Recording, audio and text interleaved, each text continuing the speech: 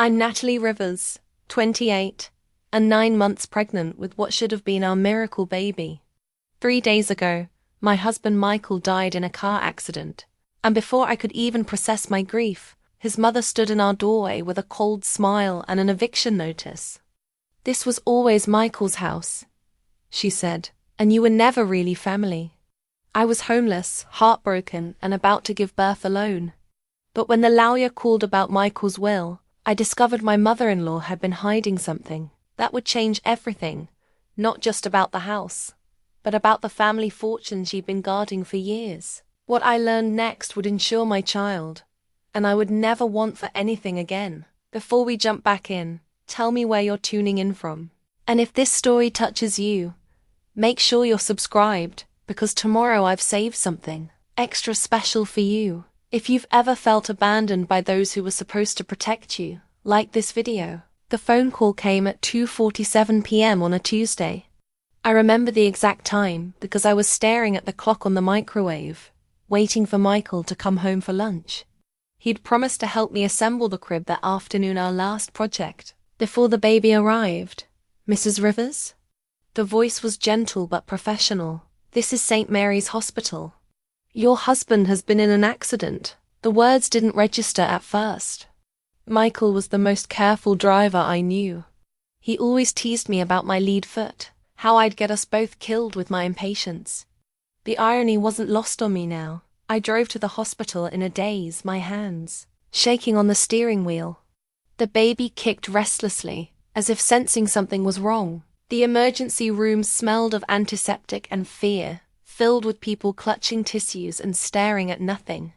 "He was hit by a drunk driver," the doctor explained, his voice measured and kind. "The impact was severe." "He didn't suffer, Mrs. Rivers. It was instantaneous." Instantaneous. Such a clean word for something so devastating. One moment Michael was driving home to me, probably thinking about baby names or what to have for dinner. The next, he was gone. They gave me a plastic bag with his personal effects, his wallet, still warm from being in his pocket, his keys, the keychain I'd bought him for our first anniversary, and his wedding ring, a simple gold band that had never left his finger since our wedding day 3 years ago. I held that ring in my palm, feeling its weight, its warmth. It was all I had left of the man who'd promised to grow old with me, who'd spent the last month reading parenting books and practicing diaper changes on our cat. The grief hit me like a physical blow. I doubled over in the hospital chair, clutching my belly as the baby kicked again, harder this time.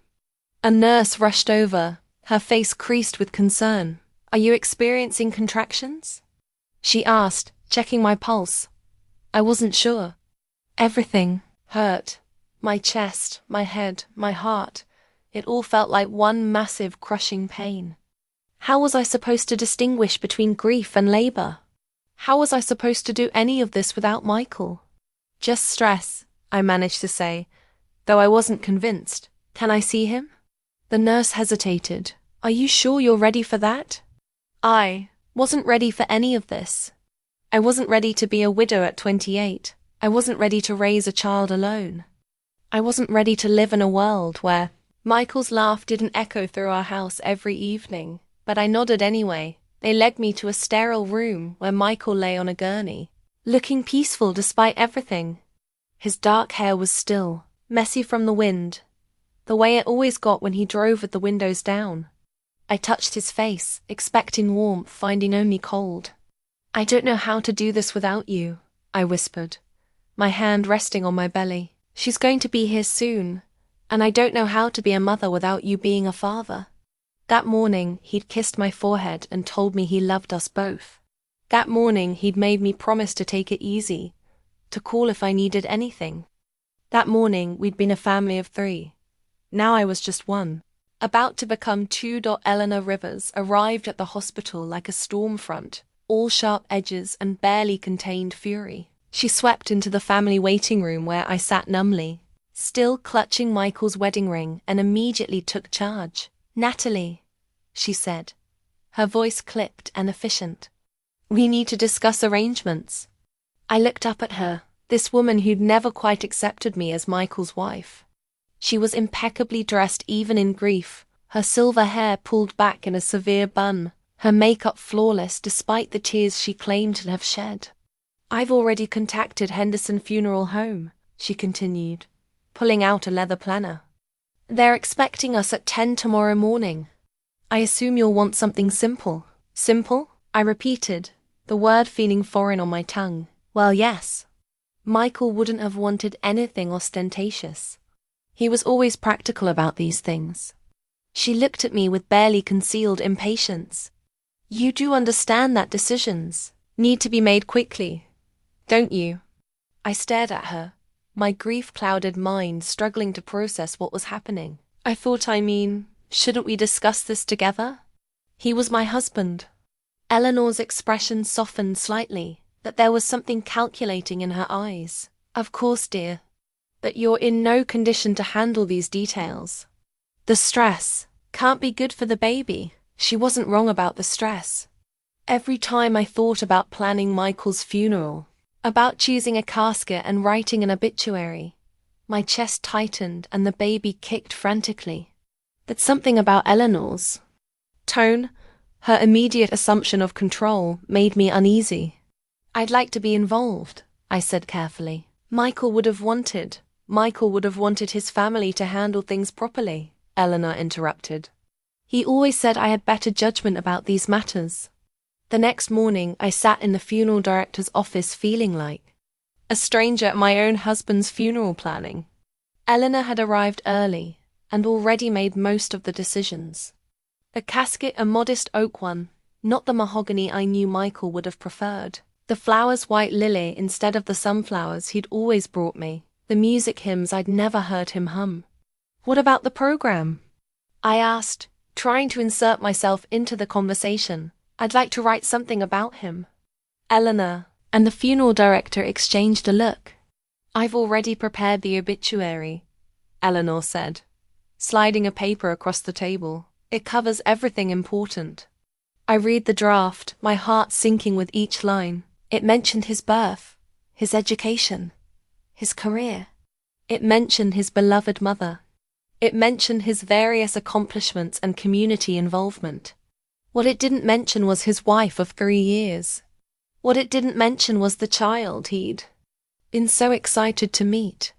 "Eleanor," I said quietly, "this doesn't mention me, or the baby." She looked genuinely surprised. "Oh, I thought we'd keep it focused on Michael's life achievements, his real legacy." The words hit me like a slap.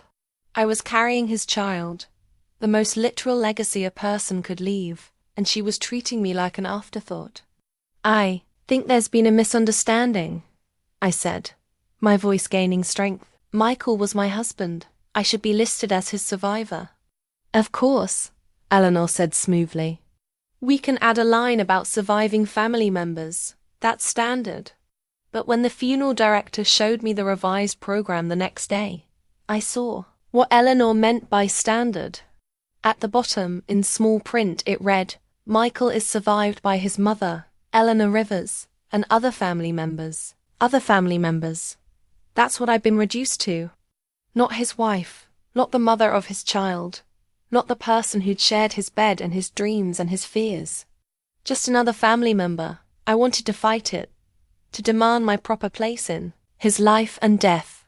But every time I opened my mouth to protest, Eleanor would touch my arm and remind me about the stress, about the baby, about how Michael wouldn't want me to overexert myself. By the time the funeral was over, I felt like I'd been erased from Michael's life entirely. The service was beautiful and somber, full of people I'd never met telling stories about a man I thought I knew completely. Eleanor accepted condolences with gracious dignity, playing the role of the grieving mother perfectly. I sat in the front pew, my hands folded over my swollen belly, feeling like an imposter in my own husband's funeral. When people offered their sympathy, Eleanor would step in and thank them, as if I were incapable of speaking for myself. "Such a tragedy," I heard one woman whisper to another. "At least Eleanor has her memories. That poor girl barely knew him." "Barely knew him," I'd been with Michael for 5 years, married for 3. I knew he sang off-key in the shower, and that he cried during dog movies. I knew he was afraid of thunderstorms and that he wanted to name our daughter Emma after his grandmother. I knew he loved me enough to rewrite his will without telling his mother, but sitting there in that pew, surrounded by people who treated me like a stranger, I began to wonder if I'd known him at all. 3 days after we buried Michael, Eleanor stood at my front door holding a manila envelope and wearing an expression I'd never seen before: cold, determined, and somehow satisfied. "Natalie," she said, stepping inside without invitation, "we need to discuss your living situation." I was still in my pajamas at 2 in the afternoon, my hair unwashed, my face puffy from crying. The house felt impossibly empty without Michael's presence, and I'd been wandering from room to room like a ghost, touching his things and trying to remember what it felt like to be happy. "My living situation?" I repeated, confused. Eleanor settled herself on the couch, Michael's favorite spot, where he'd fall asleep watching documentaries, and opened the envelope. "I've been going through Michael's papers, and I'm afraid there's been a misunderstanding about this house." She pulled out a document that looked official, full of legal language and stamps. "This is a copy of the deed. The house is in Michael's name only, which means it reverts to his estate. Since he died without a will, his closest blood relative inherits his property." My heart started pounding. "What are you saying?" "I'm saying this house belongs to me now, dear. And while I sympathize with your situation, I can't have you living here indefinitely. It wouldn't be appropriate." I sank into the armchair across from her, my hands instinctively moving to my belly. The baby kicked, as if sensing my distress. "Eleanor, this is my home. Michael and I bought this house together. We picked out every piece of furniture, painted every wall. I'm sure you have many fond memories," she interrupted, her voice maddeningly calm. "But legally, you have no claim to this property. Michael never added your name to the deed." "That's not true," I said, my voice rising. "We talked about it.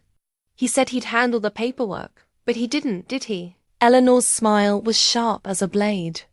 "Men often say things they don't follow through on, especially when it comes to protecting their real family's interests. Real family." There it was again, that phrase that had haunted me since the funeral. According to Eleanor, I wasn't real family. I was just a woman who'd been married to her son for 3 years, who was carrying his child, who'd shared his bed and his dreams and his future. "This is insane," I said, standing up abruptly. "Michael loved me. He wanted me to have everything if something happened to him." "Love and legal documents are 2 different things," Eleanor replied, folding the deed back into the envelope. "I've consulted with my attorney, and the law is quite clear. This house was Michael's separate property, acquired before your marriage. Without a will designating you as inheritor, it passes to his next of kin." I stumbled to the kitchen, my mind reeling. I pulled out the file folder where Michael kept our important documents: insurance papers, mortgage statements, tax returns. My hands shook as I rifled through them, looking for something, anything that would prove Eleanor wrong. "Looking for something?" Eleanor asked, following me.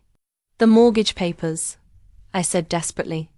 "I know I saw both our names. You're listed as a resident," Eleanor said matter-of-factly. "Not as an owner. There's a difference." I found the mortgage documents and my heart sank. There was my name, listed under additional residents, not co-borrowers. How had I missed this? How had Michael let me believe I was a co-owner when I was just a tenant? "I don't understand," I whispered. "Why would he do this?" Eleanor's expression softened slightly, but her voice remained firm. "Michael was young when he bought this house. He probably didn't think to change the paperwork after you married. It's a common oversight. But I can contest this, right? I can fight it in court." "With what money?" Eleanor asked bluntly. "Legal battles are expensive. And you're about to have a baby. Do you really want to spend the next year fighting a case you can't win?" I leaned against the kitchen counter, feeling the world tilt around me. Michael's coffee mug was still in the sink, unwashed from the morning he died. His reading glasses were on the counter next to a stack of mail he'd never get to open. This house was full of our life together, our plans, our love. "How long do I have?" I asked quietly. "I'm not unreasonable," Eleanor said, her tone becoming almost gentle. "I understand you need time to make arrangements. 48 hours should be sufficient to pack your personal belongings." 48 hours? I stared at her in disbelief. "Eleanor, I'm 9 months pregnant. I could go into labor at any moment, which is exactly why you need to be somewhere more appropriate," she said. "This house is too big for someone in your condition. You need to be practical about your situation, my situation." As if being widowed and pregnant was a lifestyle choice I'd made, not a tragedy that had befallen me. "Where am I supposed to go?" I asked. Eleanor shrugged. "I assume you have family. Friends? There are programs for women in your position. Women in my position, charity cases, burdens on society." That's what I'd become in the span of 3 days. "I can't believe Michael would have wanted this," I said, my voice breaking. "Michael was a good son," Eleanor replied, standing to leave. "He understood the importance of family legacy. This house has been in the Rivers family for generations. It belongs with real family, not temporary residents." After she left, I sat in the silence of the house that was no longer mine, surrounded by the life I'd built with a man who was gone. The baby kicked restlessly, and I pressed my hands against my belly. "I don't know what we're going to do," I whispered. "I don't know where we're going to go." But even as I said it, a small voice in the back of my mind whispered that something wasn't right. Michael had been meticulous about important things. He'd updated his life insurance policy after we married, added me to his health insurance, made sure I had access to his bank accounts. Would he really have forgotten to protect me in his will? I pulled out my phone and scrolled through Michael's contacts until I found the number for his lawyer. It went straight to voicemail. "Mr. Morrison, this is Natalie Rivers, Michael's wife. I need to speak with you about his estate. It's urgent." I hung up and looked around the house one more time. 48 hours to pack up a life.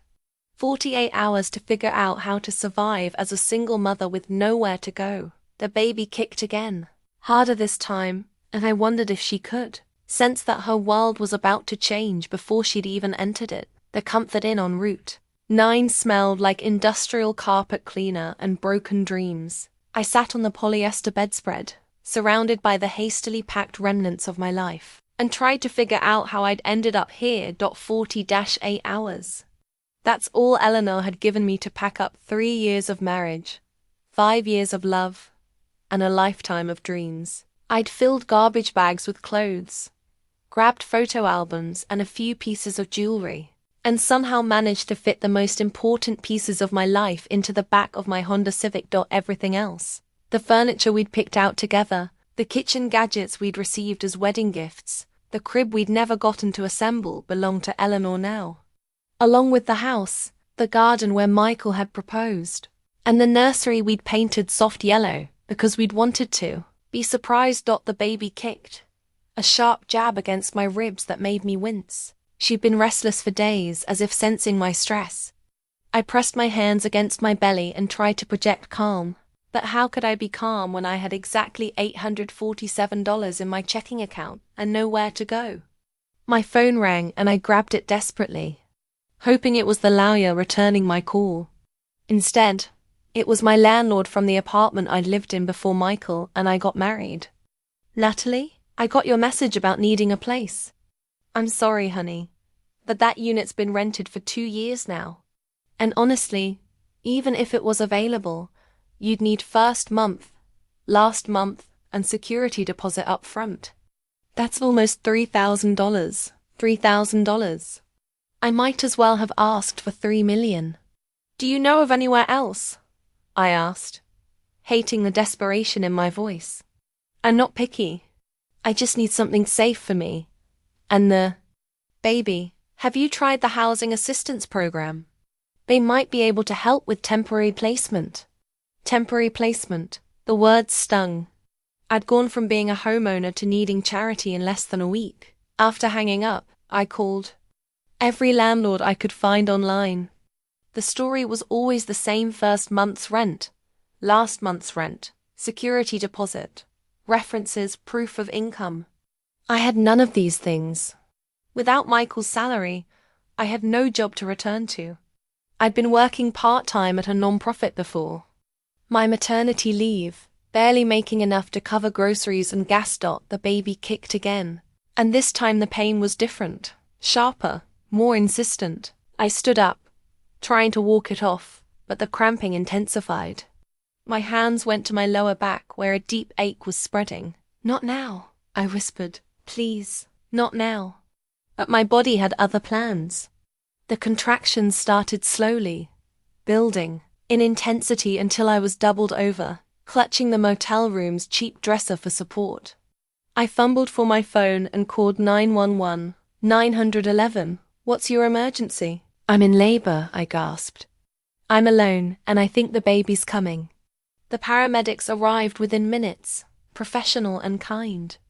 They helped me onto a gurney and into the ambulance, asking questions I could barely answer between contractions. "Who's your emergency contact?"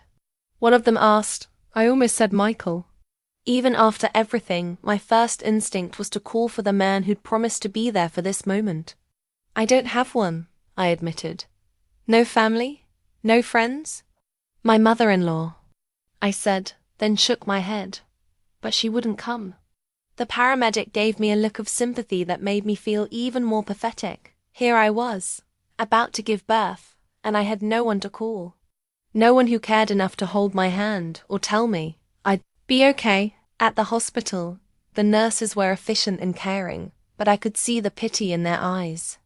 They were used to women in labor being surrounded by anxious husbands and excited family members. I was alone, homeless, and clearly overwhelmed. "The contractions are still irregular," Dr. Martinez explained after examining me. "This is likely false labor brought on by stress, but we want to monitor you for a few hours to make sure." "False labor?" I asked, relief flooding through me. "Your body is under tremendous stress," she said gently. "Are you experiencing any unusual life changes? Job loss, relationship issues, housing problems?" I almost laughed. "All of the above." She sat down beside my bed, her expression serious. "Mrs. Rivers, I'm going to be direct with you. Stress like this can trigger premature labor. Your baby needs you to find some stability, some peace. Do you have somewhere safe to stay?" I thought about the motel room, about the $847 in my checking account, about the fact that I had no job and no family support. "I'm working on it," I said. "We have a social worker who can help," Dr. Martinez offered. "There are programs for women in your situation." Women in my situation. There it was again, that phrase that made me feel like a statistic instead of a person. But I was desperate enough to accept help from anyone. The social worker, a kind woman, named Carmen, came to see me an hour later. She had a folder full of pamphlets about housing assistance, WIC programs, and emergency aid. "The waiting list for low-income housing is about 6 months, she explained apologetically. "But there are some transitional programs that might have openings. They're not ideal shared facilities, strict rules, but they're safe." "What about my job?" I asked. I was supposed to return from maternity leave in a few months. Carmen's expression grew gentle. "Honey, most of these programs require you to be actively looking for work. Being a new mother and working full-time while living in temporary housing, it's not impossible, but it's incredibly difficult." As she spoke, I felt my old life slipping away completely. I'd been a middle-class woman with a career, a husband, a house and a future. Now I was a case file, a set of problems to be solved, a woman in crisis. After Carmen left, I lay in the hospital bed staring at the ceiling and trying to process how quickly everything had changed. A week ago, I'd been worried about whether we had enough diapers and if the car seat was installed correctly. Now I was worried about whether I'd have a roof over my head when my daughter was born. The baby settled as my stress levels decreased, her movements becoming gentler. I placed my hands on my belly and spoke to her softly. I'm going to figure this out, I promised. I don't know how, but I'm going to make sure you're safe and loved and taken care of. Your daddy wanted you so much, and I'm going to make sure you have everything he would have given you. But even as I said the words, I wondered if they were true. How could I give her everything Michael would have when I had nothing left to give? The nurse came to check on me, her hospital bracelet scanner beeping as she updated my chart. That plastic bracelet around my wrist, my name, my date of birth, my medical record number felt like the only proof I had left of who I was. Doctor says you can go home if you're feeling better, she said. Home. I almost told her I didn't have one. But instead I just nodded. I'd go back to the motel, figure out how to stretch my money for a few more days, and hope that Michael's lawyer would finally return my call, because despite everything Eleanor had told me, despite the evidence she'd shown me, I couldn't shake the feeling that Michael wouldn't have left me with nothing. He'd loved me too much, planned too carefully, worried too much about my well-being to leave me completely vulnerable. There had to be something I was missing. Some document Eleanor hadn't found. Some provision Michael had made that she didn't know about. I had to believe that, because the alternative that the man I'd loved and trusted had left me with nothing was too devastating to accept. Was sitting in the motel parking lot, trying to decide whether I could afford another night, or if I should start sleeping in my car, when my phone rang. The number was unfamiliar, but at this point I was desperate enough to answer calls from telemarketers. Mrs. Rivers. This is James Morrison from Morrison & Associates. I'm returning your call about Michael's estate. The relief that flooded through me was so intense I nearly started crying. Mr. Morrison, thank you for calling me back. I've been trying to reach you for days. I apologize for the delay. I've been out of town on a family emergency. I just returned to find several urgent messages from you. I understand there's been some confusion about Michael's will. Confusion. I let out a bitter laugh. His mother threw me out of my house. She says Michael died without a will, and that everything goes to her as his next of kin. There was a long pause on the other end of the line. Mrs. Rivers, I need you to listen to me very carefully. That information is completely incorrect. Michael absolutely did have a will, and I have it in my possession. The world seemed to tilt around me. What? He updated it just 6 months ago, right after you announced your pregnancy. I've been trying to contact his family to schedule a reading, but Mrs. Eleanor Rivers hasn't returned my calls. I assumed she was handling the arrangements and would contact me when she was ready. My hands were shaking so badly I could barely hold the phone. She never mentioned you. She never said anything about a will. That's very troubling, Mr. Morrison said, his voice grave. Mrs. Rivers, I need to ask you something, and I want you to answer honestly. Has Eleanor made any claims about Michael's estate? Has she taken possession of any property or assets? She evicted me from our house. She said it belonged to her now because Michael's name was the only one on the deed. Dear God, he muttered. Mrs. Rivers, can you come to my office tomorrow morning? We need to discuss this immediately. There are some very serious legal issues at play here. What kind of issues? The kind that could constitute fraud if Eleanor is knowingly misrepresenting the terms of Michael's estate. But I don't want to discuss this over the phone. Can you be here at 10 o'clock? I looked around the motel parking lot, at the peeling paint and the broken neon sign, at my car stuffed with everything I owned. Yes, I'll be there. But Mr. Morrison, what did Michael's will actually say? Tomorrow, Mrs. Rivers. I promise you'll have all the answers then. And Mrs. Rivers, don't sign anything Eleanor gives you. Don't agree to anything. Don't make any statements about waiving your rights to any property or assets. Do you understand? I understand. After he gave me the address and hung up, I sat in my car staring at his business card on my phone screen. James Morrison, attorney at law, estate planning and probate.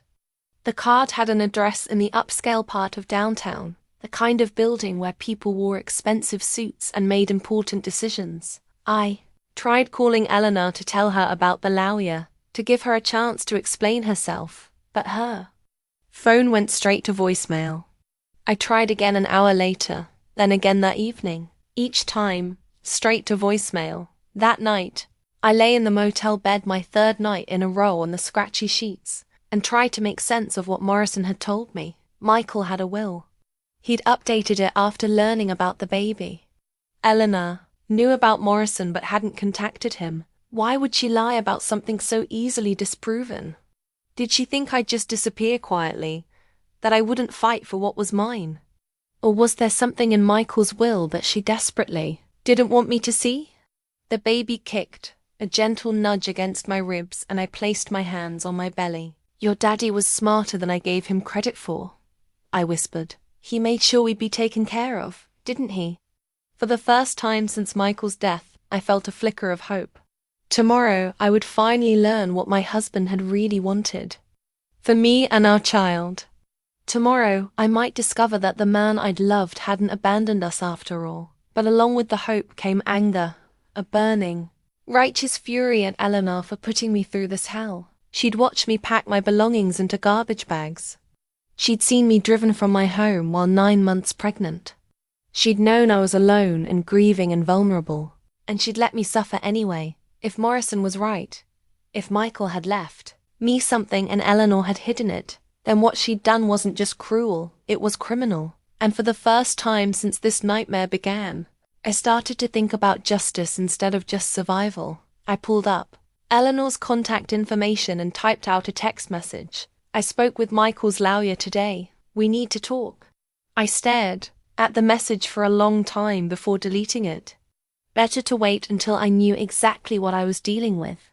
Better to have all the facts before I confronted the woman who had tried to erase me from my own husband's life. The baby settled as my stress decreased, and I allowed myself to imagine, just for a moment, that everything might be okay, that Michael had protected us, that I wouldn't have to raise our daughter in poverty and uncertainty, that the love I'd thought we shared had been real and lasting and strong enough to survive even death. Tomorrow I would find out if my faith in Michael had been justified. Tomorrow I would learn whether the man I'd married had been the protector I believed him to be, or whether Eleanor had been right all along about where his true loyalties lay. But tonight, for the first time in days, I slept peacefully, clutching Morrison's business card like a lifeline and dreaming about a future where my daughter and I had a home to return to. Morrison and Associates occupied the entire 15th floor of a gleaming downtown office building. As I stepped off the elevator, my worn sneakers sinking into plush carpet, I felt like an imposter. The receptionist, immaculately dressed and professionally polished, looked me up and down with barely concealed judgment. "I'm here to see Mr. Morrison," I said, suddenly conscious of my thrift store maternity dress and the fact that I'd been living out of a motel for 4 days. "Of course, Mrs. Rivers. He's expecting you." James Morrison was younger than I'd expected, maybe early 40s, with kind eyes and the sort of expensive suit that screamed success. His office was lined with law books and family photos, and through the floor-to-ceiling windows I could see the whole city spread out below. "Mrs. Rivers, please, sit down," he said, gesturing to a leather chair that probably cost more than my car. "Can I get you some water? Coffee?" "Water would be great," I said, settling carefully into the chair. The baby had been active all morning, as if sensing something important was about to happen. Morrison poured water from a crystal pitcher and handed me the glass, then sat behind his desk with a thick file folder. "Before we begin, I want to express my condolences on Michael's passing. He was a good man and a valued client." "Thank you. Mr. Morrison, I need to know what's in Michael's will." He opened the folder and pulled out a leather photo album, sliding it across the desk toward me. "First, I think you need to understand something about your husband's family. Michael asked me to show you this if anything ever happened to him." I opened the album with trembling hands. The first page showed a sprawling estate with manicured gardens and a circular driveway. The house was massive, easily 20 rooms, with columns and balconies that spoke of old money and established wealth. "This is the Rivers family estate in Connecticut," Morrison explained. Michael's great-grandfather built it in the 1920s with money from steel manufacturing. The family has been wealthy for generations. I turned the page and saw photos of elaborate parties. People in formal wear holding crystal glasses and wearing jewelry that sparkled even in the old photographs. There was a young Eleanor, beautiful and elegant, standing next to a distinguished man in a tuxedo. "That's Michael's father, Robert Rivers," Morrison continued. "He died when Michael was 12, leaving everything to Eleanor as trustee until Michael came of age." More photos showed Michael as a child, always impeccably dressed, standing in front of expensive cars and luxury hotels. This wasn't the modest middle-class upbringing he described to me. This was wealth beyond anything I'd ever imagined. "I don't understand," I said, looking up at Morrison. "Michael told me his family was comfortable but not wealthy." He said, "His mother was careful with money because his father hadn't left much." Morrison's expression darkened. "Michael told you what Eleanor wanted him to believe. The truth is, Robert Rivers left an estate worth approximately $47 million. The number hit me like a physical blow. 47 million. The bulk of it was placed in a trust for Michael, with Eleanor as the trustee. She was supposed to use the income to support Michael's education and living expenses, then turn over control to him when he turned 25. I flipped through more pages of the album, seeing Michael's expensive private school, his college graduation from an Ivy League university, vacations to Europe and the Caribbean. None of this matched the story he told me about working his way through college and budgeting carefully for our modest lifestyle. "He never told me any of this," I whispered.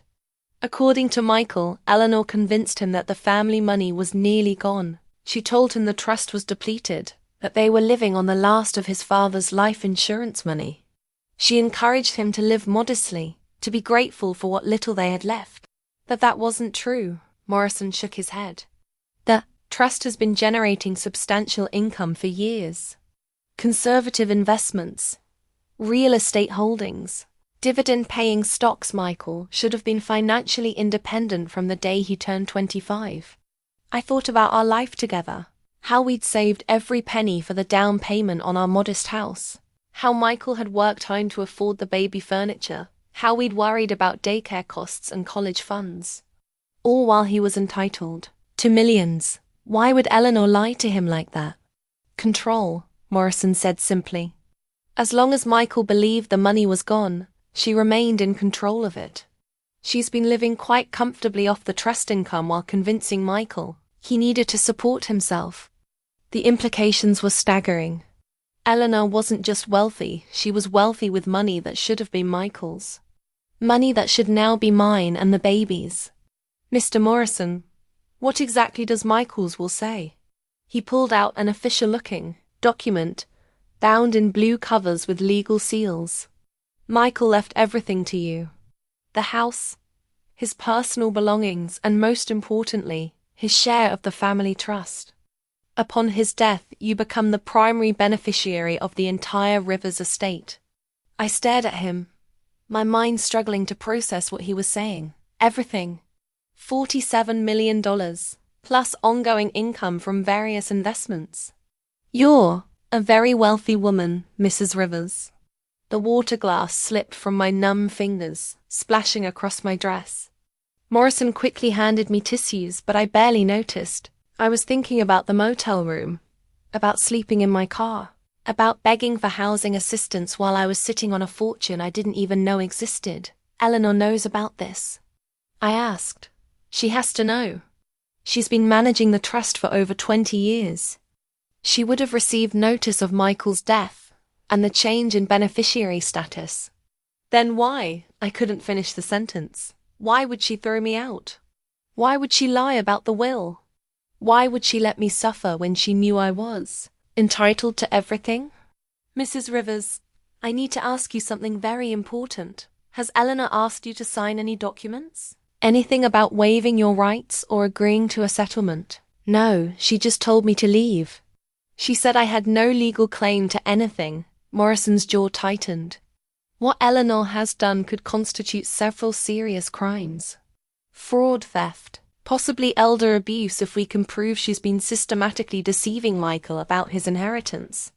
I looked at the photos again, at the evidence of a life of luxury that Michael never knew he was entitled to. He really didn't know. I tried to tell him several times over the years, but Eleanor had convinced him that questioning her about money was disrespectful, that good sons trusted their mothers to handle financial matters. Michael was a kind, trusting person. It never occurred to him that his own mother would steal from him. Steal. That's what it was, wasn't it?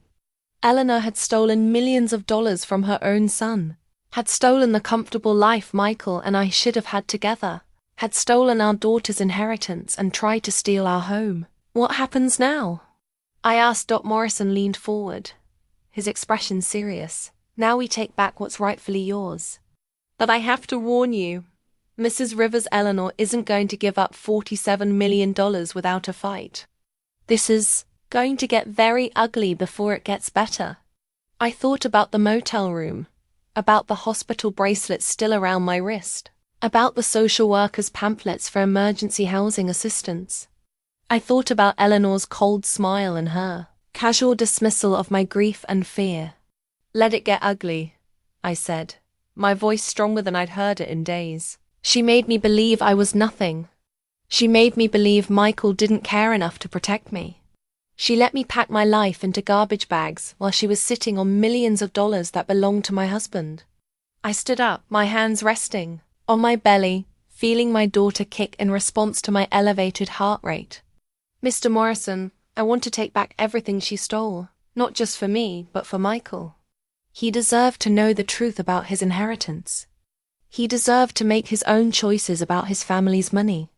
Morrison smiled, and for the first time since Michael's death, I felt like I had an ally. Then let's get started, Mrs. Rivers. Let's get you your life back. Morrison opened the blue-bound document with ceremonial care, as if he understood that what he was about to read would change my life forever. The pages were thick, expensive paper, covered in dense legal language that I struggled to follow. Let me translate this into plain English, he said, looking up at me with gentle eyes. The last will and testament of Michael David Rivers, dated 6 months ago, shortly after you told him about the pregnancy. My breath caught. 6 months ago, I'd been showing just enough that we'd finally felt safe telling people about the baby. Michael had been so excited he'd called in sick to work, just so we could spend the day talking about names and nursery themes, and whether we thought she'd have his dark hair or my light eyes. To my beloved wife, Natalie Rose Rivers, Morrison read, I leave everything I own and everything I am entitled to own.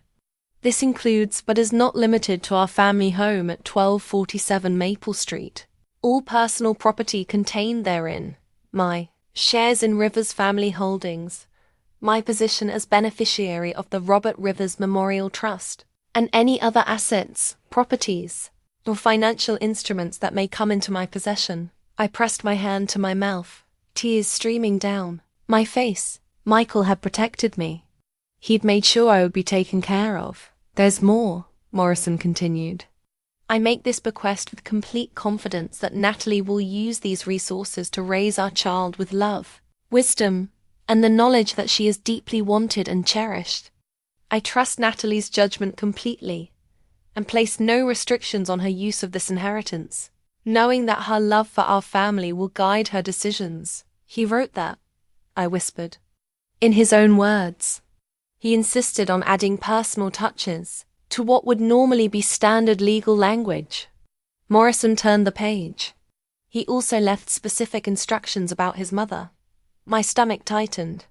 What kind of instructions? I acknowledge that my mother, Eleanor Rivers, may contest this will or attempt to claim that I have been unduly influenced by my wife. I want to state clearly and without reservation that every decision in this document reflects my own free will and careful consideration. My mother has served as trustee of my father's estate for many years, but I believe it is time for that responsibility to pass to my wife, who will use these resources to build the family that my father wanted me to have. I stared at Morrison in amazement. He knew she would fight this. It gets more specific. Morrison's voice took on a harder edge. If my mother contests this will or attempts to prevent my wife from claiming her rightful inheritance, I instruct my attorney to pursue all legal remedies available, including a full audit of the trust funds she has managed on my behalf. Have recently become concerned about discrepancies in the financial reports she has provided me, and I want my wife to have access to all records and documentation related to the family estate. The room seemed to spin around me. Michael had suspected Eleanor of financial impropriety.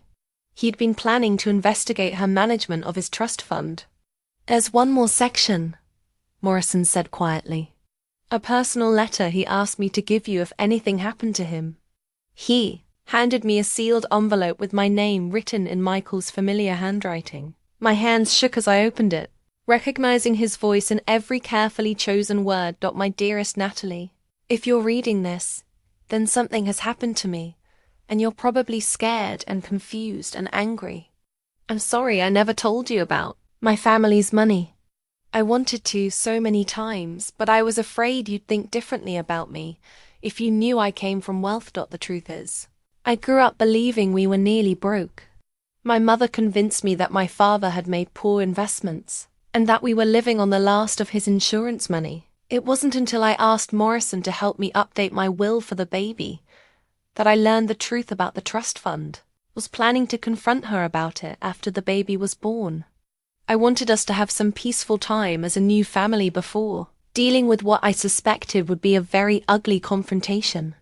But if you're reading this, then I've run out of time to handle it myself. Natalie, I need you to know that every penny of that money belongs to you and our daughter now. Don't let my mother convince you that you don't deserve it, or that you're not really family. You are my family. You're the most important person in my world. And our baby is the future I dreamed about every single day. I know you'll be tempted to be generous with my mother, to try to share the inheritance with her out of kindness. Don't. She's been stealing from me for years, and she'll steal from you too if you let her.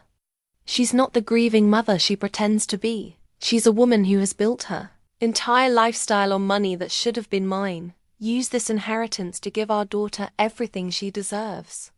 Send her to the best schools. Take her on amazing vacations. Let her pursue whatever dreams she develops. And take care of yourself too. Buy yourself beautiful things. Live in a house that makes you happy. Never worry about money again. Most importantly, don't let my mother make you feel guilty about any of this. You earned this money by loving me completely and unconditionally. You earned it by being the partner I needed and the mother our daughter deserves. You earned it by bringing joy and purpose into my life. I love you more than words can express. And I love our daughter even though I may never get to meet her. Take care of each other, and know that every good thing that comes from this inheritance is a gift from a man who couldn't imagine a better wife or mother for his child. Forever yours." Michael's eyes sobbed as I read, finally understanding the full scope of what Eleanor had tried to take from me. Not just money or property, but Michael's final gift of love and security. She tried to erase his last act of protection, his final promise that I would never have to struggle alone. "Mrs. Rivers," Morrison said gently, "Michael also left instructions about immediate access to funds. There's an account with enough money to cover your expenses while we sort out the larger estate issues. You don't have to spend another night in that motel." I looked up at him through my tears. "How much?" $50,000, immediately available. Michael wanted to make sure you had resources for the baby's birth and the first few months of motherhood. $50,000. More money than I'd ever had at one time, just sitting in an account waiting for me.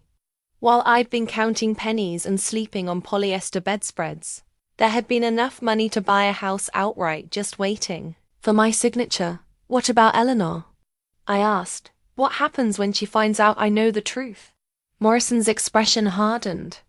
"Eleanor has been in violation of her fiduciary duty as trustee. She's committed fraud by misrepresenting the estate's value to Michael, and she's committed theft by using trust funds for personal expenses. When we confront her with this evidence, she have two choices: cooperate with the transition of assets or face criminal charges." I thought about Eleanor's cold smile, her casual cruelty, her willingness to let me suffer while she hoarded money that belonged to my husband. I thought about the funeral program that had listed me as other family members, about the eviction notice, about the 48 hours she'd given me to pack up my life. I want her to face consequences, I said, my voice steady and strong. I want her to understand that what she did was wrong. But most of all, I want to make sure she can never hurt anyone else the way she hurt Michael and me. Morrison nodded approvingly. Then let's go get your money back, Mrs. Rivers, and let's make sure Eleanor Rivers never has the opportunity to steal from another family member again. As I stood to leave his office, Michael's letter clutched in my hand. I felt my daughter kick once, firmly, as if she approved of the justice we were about to seek. For the first time since Michael's death, I felt like I was honoring his memory instead of just surviving his loss. Eleanor had made a critical mistake when she underestimated the man she'd raised and the woman he'd chosen to love. She was about to learn that Michael Rivers had been smarter, more protective, and more loving than she'd ever given him credit for, and she was about to discover that his wife was stronger than she'd ever imagined. Morrison pulled out a banker's box filled with files and set it on the conference table next to his desk. What I'm about to show you represents 23 years of financial deception, he said, his voice grim. Michael asked me to conduct a preliminary review of the trust management after he became suspicious about some inconsistencies in Eleanor's reports.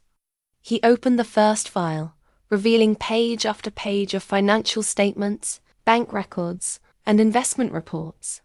The numbers were staggering, millions of dollars flowing in and out of accounts I'd never heard of.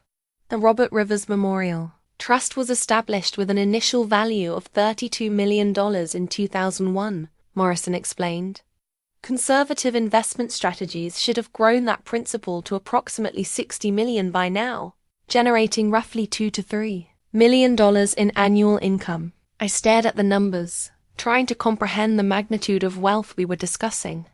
And Eleanor told Michael there was almost nothing left. According to these fabricated trust statements she provided him, the account balance was down to less than $50,000. Morrison handed me a document that looked official but felt wrong somehow. She's been creating fake quarterly reports for years, showing massive losses and poor investment performance. The falsified statement showed the trust hemorrhaging money, year after year. Market downturns, bad investments, unexpected expenses. According to Eleanor's version of reality, every financial decision had been a disaster. That the real statements tell a very different story, Morrison continued, pulling out another set of documents. The trust has been incredibly successful. Real estate investments, technology stocks, municipal bonds, everything has performed exactly as Robert Rivers intended when he structured the trust.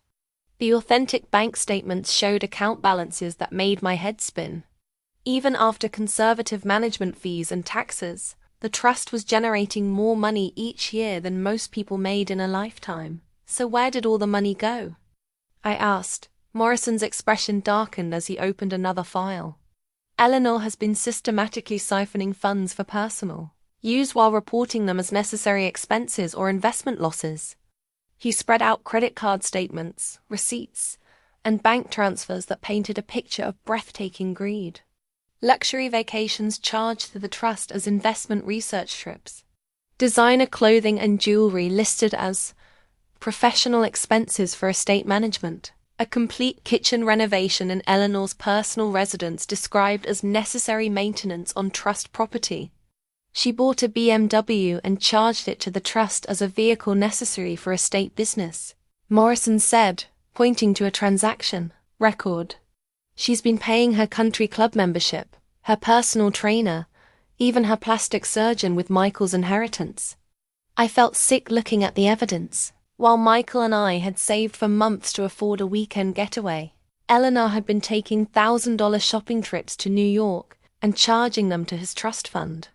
While we'd worried about affording daycare, she'd been getting $50,000 renovations on her bathroom. How much has she stolen? I asked. Morrison pulled out a summary sheet covered in highlighted numbers. Based on my preliminary analysis, approximately $8 million over the past 15 years.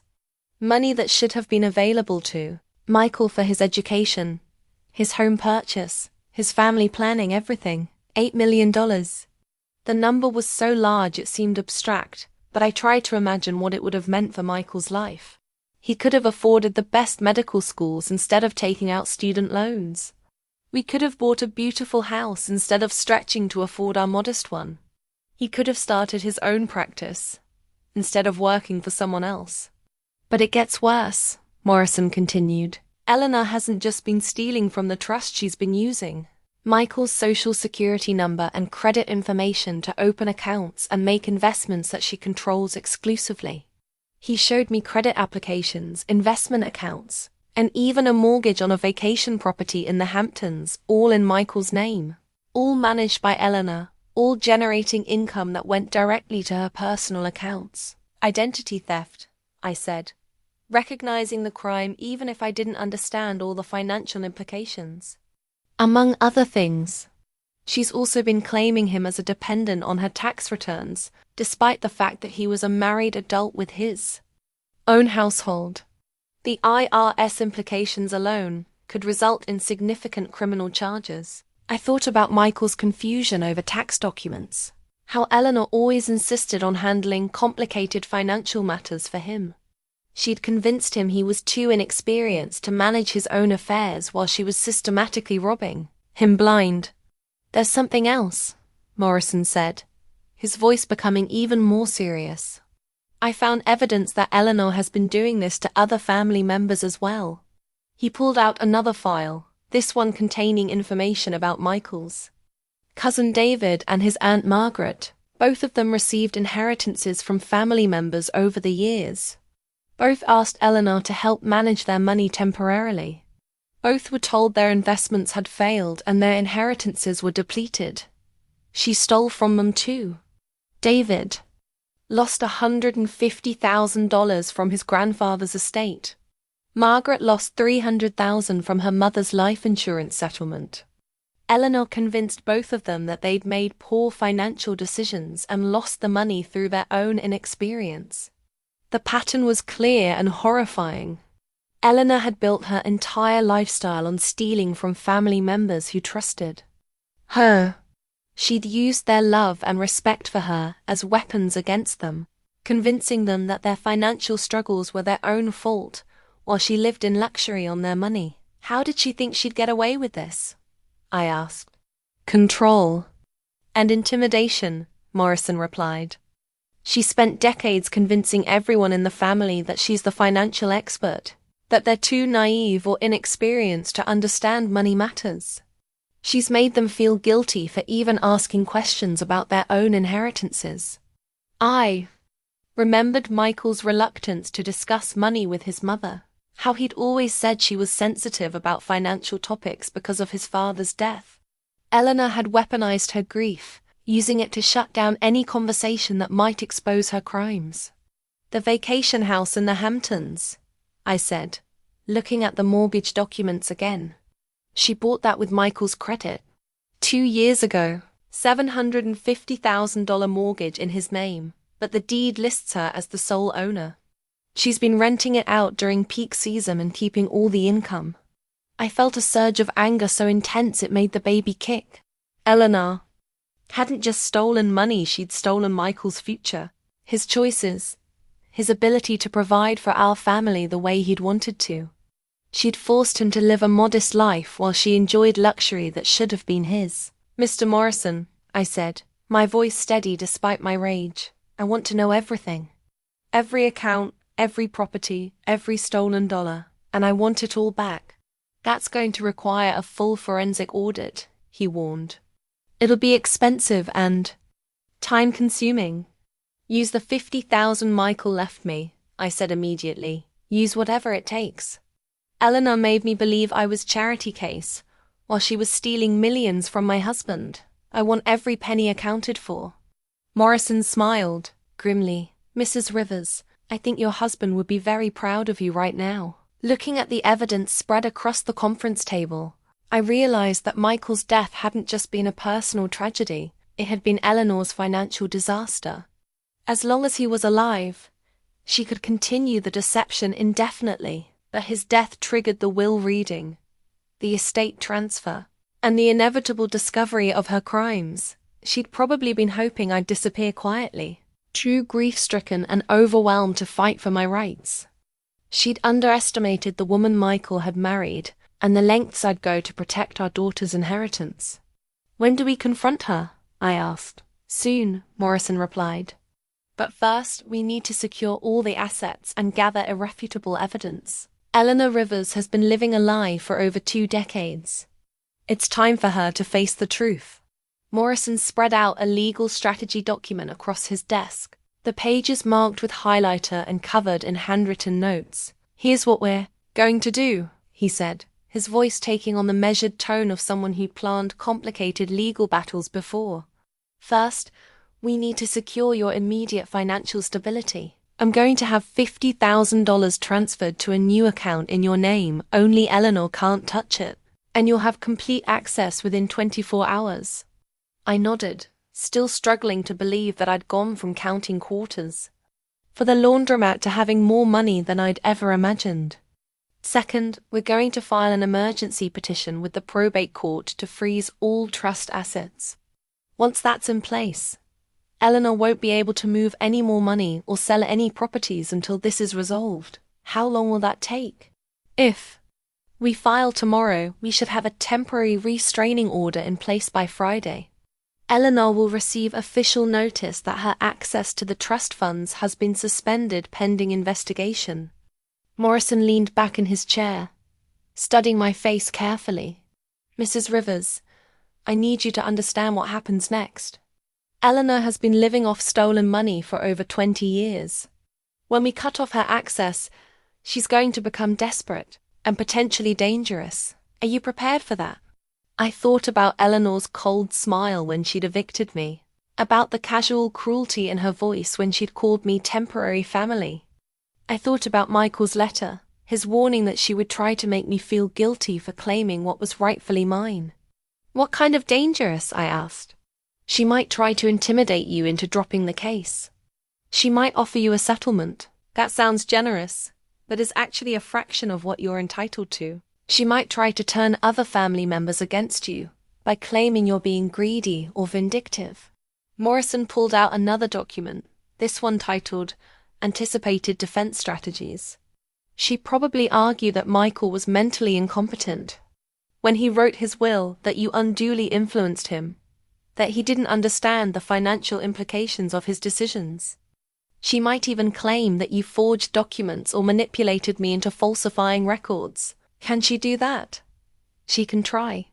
But we have Michael's letter in his own handwriting, dated statements about his concerns regarding her financial management, and 23 years of documented theft.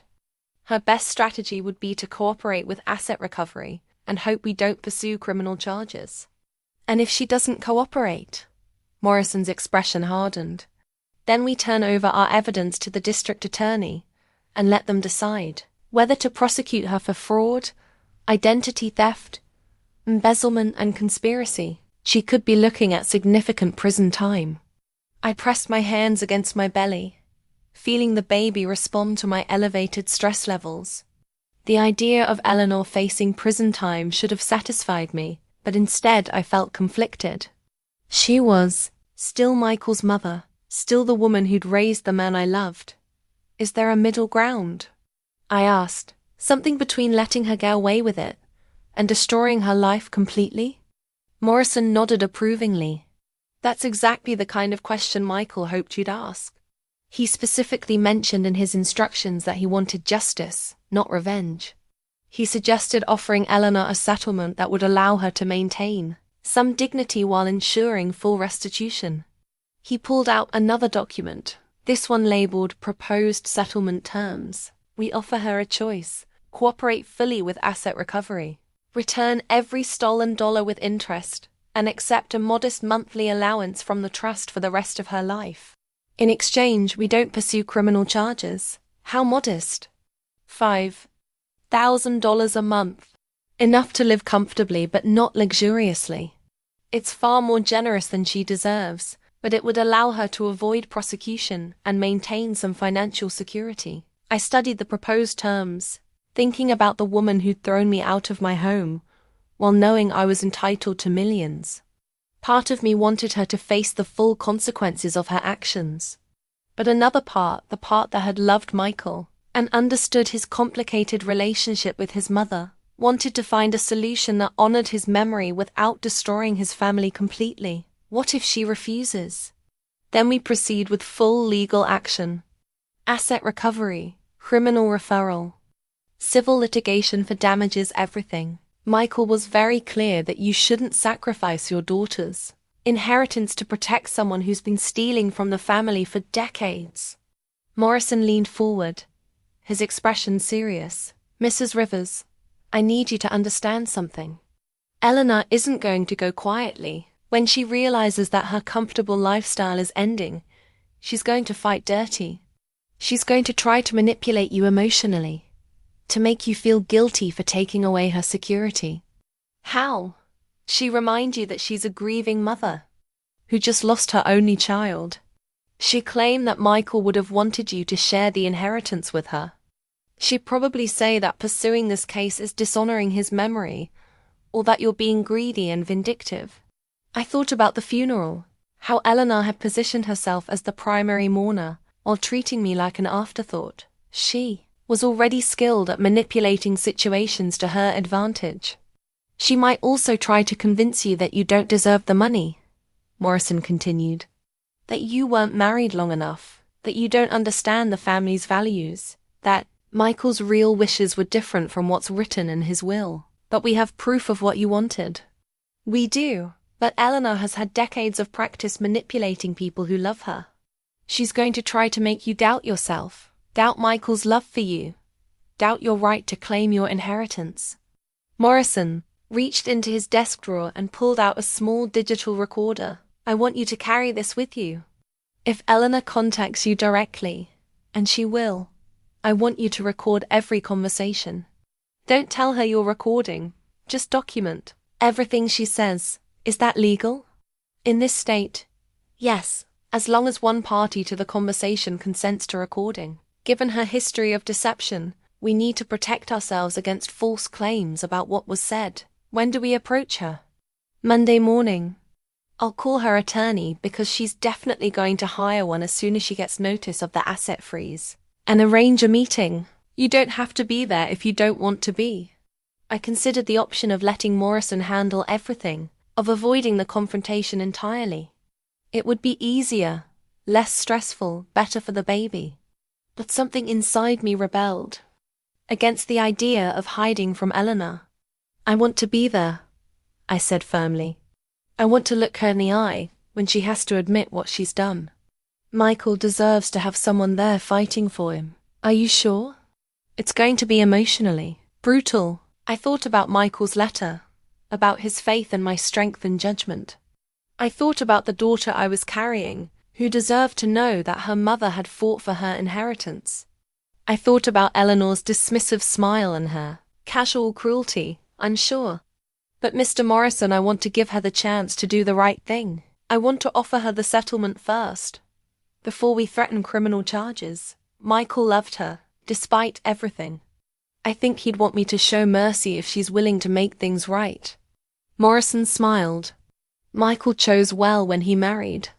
You, Mrs. Rivers, you have exactly the kind of strength and grace he hoped you'd bring to this situation. As I left Morrison's office that afternoon, I felt the weight of responsibility settling on my shoulders. I wasn't just fighting for money. I was fighting for justice, for Michael's memory, for our daughter's future. Eleanor had spent 23 years believing she was smarter than everyone around her, that she could manipulate and steal without consequences. She was about to learn that Michael Rivers had been more protective and more strategic than she'd ever imagined. And she was about to discover that his wife was stronger than anyone had given her credit for. The confrontation would be difficult, but I was ready. For Michael, for our daughter, and for every family member Eleanor had victimized over the years. I was ready to face the woman who tried to erase me and demand the justice we all deserved. The bank statements Morrison spread across the conference table told a story of systematic theft that made my stomach turn. 23 years of fraudulent transactions, each one representing another betrayal of Michael's trust and another dollar stolen from our future. These are Eleanor's personal account records, Morrison explained, pointing to highlighted entries. Notice the pattern every time the trust receives dividend payments or investment income. There's a corresponding withdrawal to her personal accounts within 48 hours. I traced the numbers with my finger, seeing the correlation he meant. Trust deposit, $47,000. Eleanor withdrawal, $45,000. Trust deposit, $83,000. Eleanor withdrawal, $80,000. The pattern went back years, consistent and damning. She was skimming almost everything, I said. Worse than that. Look at these quarterly statements she provided to Michael. Morrison placed the falsified reports next to the real bank records. She was reporting the exact amounts she stole as investment losses or market downturns. The audacity was breathtaking. If the trust earned $200,000 in a quarter, and Eleanor stole $180,000, she would report it to Michael as a $180,000 loss due to poor market performance. He thought his inheritance was disappearing due to bad luck when it was actually being stolen by his own mother. Mr. Morrison, I need to ask you something difficult, I said, looking up from the evidence. Did Michael know, even suspect? Morrison's expression grew thoughtful. I believe he started to have doubts in the last year of his life. He asked me some questions about trust management that suggested he was becoming suspicious. He pulled out a file labeled Client Correspondence and handed me a letter dated 8 months before Michael's death. Dear Mr. Morrison, I hope this letter finds you well. I'm writing because I have some concerns about my family's trust fund that I hope you can help me understand. My mother has been managing my father's estate since I was 12, and I've always trusted her judgment completely. However, some recent conversations with financial advisors have made me wonder if I should be more involved in understanding the trust's performance. According to the statements my mother provides, the trust has lost significant value over the past decade due to poor market conditions and investment mistakes.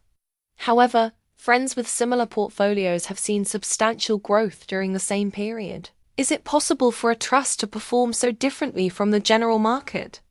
I don't want to question my mother's management. She sacrificed so much to handle these responsibilities, but I also want to understand my financial situation better now that Natalie and I are starting a family. Would it be possible to schedule a meeting to review the trust documents and perhaps get an independent assessment of the portfolio's performance? Respectfully, Michael Rivers. Reading Michael's careful, respectful words broke my heart. Even when he was starting to suspect something was wrong, he was more concerned about hurting Eleanor's feelings than protecting his own interests. What did you tell him? I asked.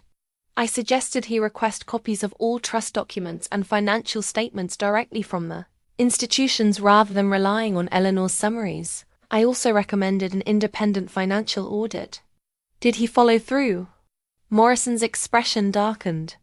He scheduled an appointment to discuss it further, but Eleanor found out about our meeting. She called me the next day, very upset, claiming that Michael was being influenced by outsiders who were trying to turn him against his family. Outsiders? You, primarily. She suggested that you were pressuring Michael to question her management because you wanted access to family money. The accusation hit me like a slap. Eleanor had been preparing to blame me for Michael's suspicions, setting up a narrative where I was the greedy wife trying to steal from the family. But Michael never accused me of that, I said, because he knew better. But Eleanor was clearly worried that he was starting to see through her deception. She postponed the audit indefinitely by claiming it would be disrespectful to his father's memory. Morrison pulled out another document, this one showing Eleanor's spending patterns. Look at this. In the 3 months after Michael started asking questions, Eleanor's personal expenses increased dramatically. Almost like she was trying to extract as much money as possible before he discovered the truth. The bank statements showed luxury purchases I couldn't even comprehend. A $15,000 handbag, a $30,000 spa retreat, a $45,000 piece of jewelry, all charged to the trust as estate management expenses. She knew he was getting suspicious, I said. I think she was preparing for the possibility that he'd demand control of his inheritance. She wanted to take as much as possible while she still had access. Morrison opened another file, this one containing information about other family members. After Michael's initial inquiry, I started investigating Eleanor's management of other estates. What I found was disturbing. He showed me records for Michael's cousin David, whose grandfather had left him $150,000 in 2015. David asked Eleanor to help him invest the money while he finished graduate school. Within 18 months, she told him it was all gone due to bad investments. But the real records show that Eleanor invested $50,000 in legitimate funds and transferred $100,000 to her personal accounts. David never saw most of his inheritance. The pattern was consistent across multiple family members. Eleanor would offer to help with complicated financial matters, gradually gain control of their assets, then steal the majority while reporting investment losses. How many people has she done this to? I asked. At least 5 family members over the past 20 years. Conservative estimate of total theft, $12 to $15 million. The number was staggering. Eleanor hadn't just stolen from Michael, she'd built her entire lifestyle on systematically robbing her own family. The most heartbreaking case is Michael's Aunt Margaret, Morrison continued, showing me another file. Her mother left her $300,000 in life insurance. Margaret was struggling financially after her divorce, and Eleanor convinced her that investing the money would provide long-term security. Let me guess, bad investments. According to Eleanor, yes. Margaret lost everything within 2 years. She's been working 2 jobs ever since, believing she made poor financial decisions that cost her children their college funds. I thought about Margaret, whom I'd met at family gatherings, always apologizing for not bringing expensive gifts or contributing more to family events. She'd been living in poverty while Eleanor spent her stolen inheritance on luxury vacations and designer clothes. We need to help them, I said. All of them. They deserve to know the truth. Morrison nodded. Michael's will includes provisions for family restitution. He specifically requested that any recovered stolen funds be used to repay relatives who were victimized by financial fraud. Even in death, Michael was thinking about justice for his family. He'd anticipated that Eleanor's crimes extended beyond just his own inheritance. How do we prove all this in court? I asked. We don't have to prove everything immediately. We just need enough evidence to freeze the assets and force Eleanor to negotiate. Once she realizes we have documentation of the systematic theft, she'll be motivated to cooperate rather than face criminal prosecution. Morrison pulled out a final document, a comprehensive forensic accounting report. This is our smoking gun. Every fraudulent transaction, every fake statement, every stolen dollar, documented and verified by independent auditors. Looking at the evidence spread across the table, I felt a mixture of anger and sadness. Eleanor had spent decades betraying the trust of people who loved her, stealing from family members who had every reason to believe she was protecting their interests. When we confront her, I said, I want her to see all of this. I want her to understand that we know exactly what she's done and exactly how much she's stolen. Are you prepared for her to deny everything? Morrison asked. She's going to claim these documents are forged, that the auditors are wrong, that we're part of some conspiracy against her. I thought about Michael's letter, about his warning, that Eleanor would try to make me feel guilty for seeking justice. I thought about the motel room, about packing my life into garbage bags, about the social worker's pamphlets for emergency housing assistance. Let her deny it, I said. The evidence speaks for itself. Michael trusted me to see this through, and I'm not going to let him down. Morrison smiled grimly. Then let's finish gathering what we need. By Monday morning, we'll have everything required to corner Eleanor Rivers and force her to face the consequences of 23 years of theft. As I looked at the mountain of evidence documenting Eleanor's crimes, I realized that Michael had been protecting me, even before he knew I needed protection. He'd started questioning Eleanor's management, initiated the financial review, and updated his will to ensure I'd have the resources to fight for justice. Eleanor had underestimated both of us. She was about to learn that Michael Rivers had been smarter than she'd given him credit for, and that his wife was stronger than she'd ever imagined.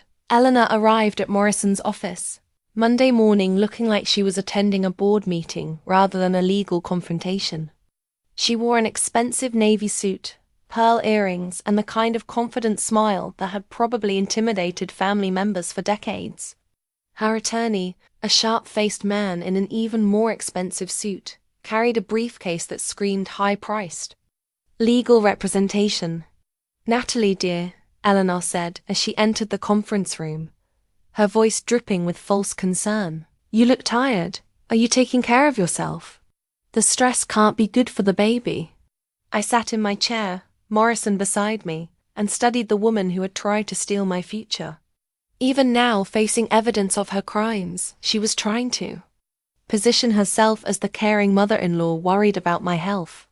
"Mrs. Rivers," her attorney said, extending his hand to Morrison. "I'm Richard Blackwell. I understand there's been some confusion about the estate settlement." "Confusion," Morrison repeated flatly. "That's an interesting way to describe 23 years of documented fraud." Eleanor's smile faltered slightly, but she recovered quickly. "I'm sure we can resolve any misunderstandings without unnecessary drama. Natalie, I know this has been difficult for you, but surely we can work something out that's fair to everyone." Morrison placed a thick folder on the conference table. "Before we discuss fairness, let's establish the facts. Mrs. Eleanor Rivers, you've been managing the Robert Rivers Memorial Trust since 2001, is that correct?" "I've been faithfully administering my late husband's estate according to his wishes," Eleanor replied carefully. "And during that time, you've provided quarterly financial reports to the beneficiary, Michael Rivers." "Of course. Complete transparency has always been my priority." Morrison opened the folder and pulled out 2 sets of documents. "These are the financial statements you provided to Michael over the past 5 years. And these are the actual bank records from the trust accounts for the same period. Would you like to explain the discrepancies?" Eleanor glanced at her attorney, who leaned forward to examine the documents. I watched her face as the reality of our evidence became clear. The confident smile disappeared, replaced by something that looked almost like panic. "I'm sure there are reasonable explanations for any differences," Blackwell said smoothly. "Trust accounting can be complex, and administrative errors." $8 million in administrative errors? Morrison interrupted. "Mr. Blackwell, your client has been systematically stealing from this trust for over 2 decades. We have documentation of every fraudulent transaction." He spread out more evidence, bank statements showing Eleanor's personal expenditures, credit card records for luxury purchases, property deeds for real estate bought with trust funds but titled in Eleanor's name. "The vacation house in the Hamptons," Morrison continued, sliding a deed across the table, "purchased with a mortgage in Michael Rivers' name, but owned exclusively by Eleanor Rivers. How do you explain that?" Eleanor finally spoke, her voice shakier than before. "Michael agreed to help with the purchase. He wanted the family to have a place for gatherings. Did he know you were using his credit and social security number without his permission?" Morrison asked. "Did he know you were collecting rental income from a property he was paying for but didn't own?" "This is ridiculous," Eleanor snapped, her composure finally cracking. "Michael was my son. Everything I did was for his benefit, for the family's benefit. This girl," she gestured at me with barely concealed contempt, "has been married to him for 3 years and thinks she knows what's best for the Rivers family legacy." There it was, the mask finally slipping. No more fake concern. No more pretense of caring about my well-being. just raw anger at being challenged by someone she considered beneath her. The Rivers family legacy, I said quietly, speaking for the first time since the meeting began. You mean the legacy you've been stealing piece by piece for 23 years? How dare you? How dare I what? I stood up, my hands resting on my belly. How dare I ask questions about my husband's inheritance?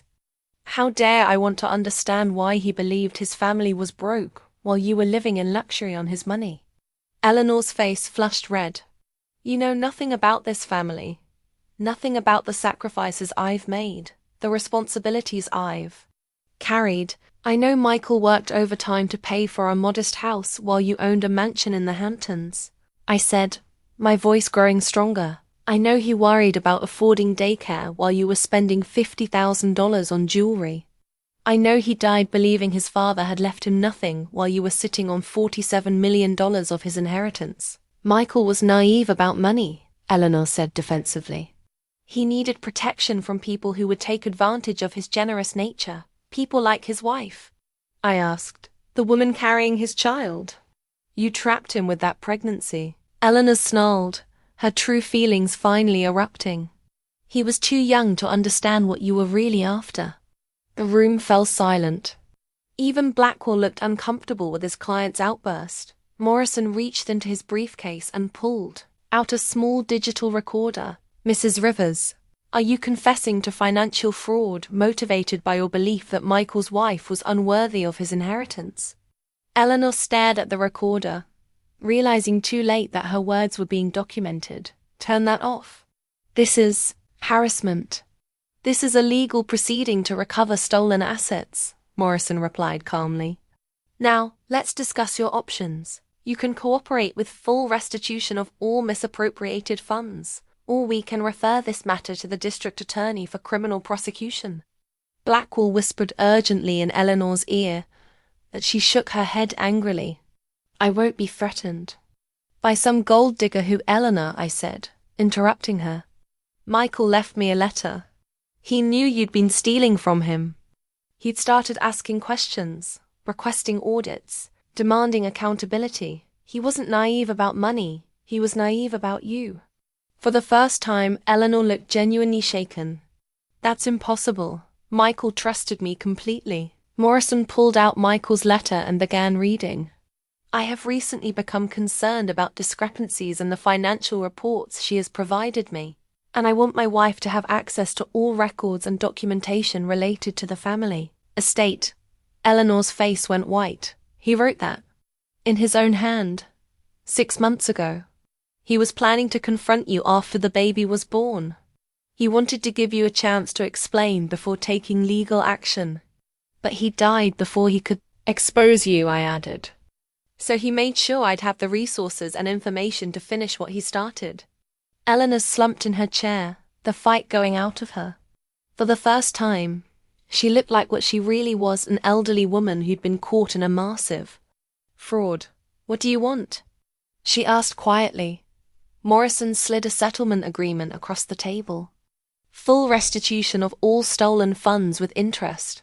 Transfer of all fraudulently acquired properties. Resignation from all trustee positions, and cooperation with restitution to other family members you've defrauded. And if I agree to this? No. Criminal prosecution.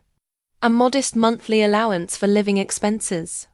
The opportunity to maintain some relationship with your granddaughter. Eleanor read through the agreement, her hands shaking. This leaves me with almost nothing. This leaves you with more than you deserve, I said firmly. You stole from your own son, from his cousins, from his aunt.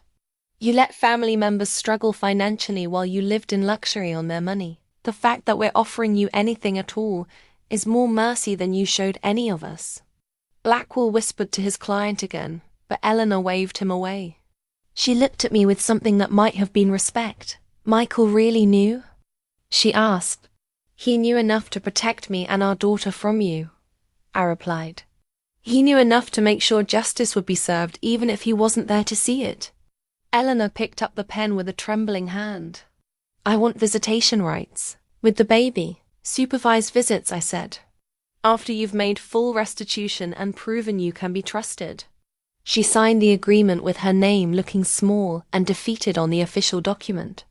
As she handed it back to Morrison, she looked at me one more time. "You think you've won," she said. "But you'll never understand what it means to be a Rivers. You'll never be the kind of mother Michael deserved." I stood up and walked to the window, looking out at the city where my daughter would grow, up wealthy and secure, because her father had been wise enough to protect her inheritance. "You're right," I said without turning around. "I'll never be the kind of mother who steals from her own child."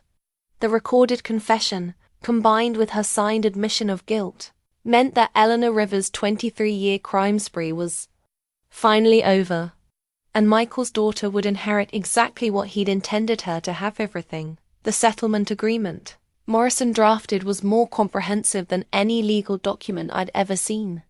47 pages of detailed terms, asset transfers, and financial obligations that would reshape Eleanor's life completely. "The Hamptons property transfers to you immediately," Morrison explained as we reviewed the final terms. "Market value is approximately $1.2 million, and Eleanor will be responsible for all outstanding mortgage payments." I stared at the property, deed with my name on it, still struggling to comprehend the magnitude of wealth I'd inherited. A vacation house worth more than most people's primary residences, and it was just one small piece of Michael's estate. What about the other family members she stole from? I asked. Morrison pulled out another section of the agreement. "David will receive his full $150,000 inheritance plus interest, approximately $200,000 total. Margaret gets her $300,000 plus interest, roughly $400,000. The other affected relatives will receive similar restitution." And Eleanor agreed to all this? She didn't have much choice. The alternative was criminal prosecution and civil forfeiture. This way, she avoids prison but loses access to stolen assets. The financial implications were staggering. Eleanor would be returning over $8 million in stolen funds, plus interest and penalties. Her comfortable lifestyle, built on decades of theft, was ending permanently. "She keeps $5,000 a month," Morrison continued. "Enough for a modest apartment, basic living expenses, and health insurance. It's generous considering she's been living on stolen money for 23 years. I thought about the luxury purchases documented in her credit card statements, the designer clothes and expensive vacations funded by money that should have supported Michael's dreams and our family's future. What happens to her house?" I asked.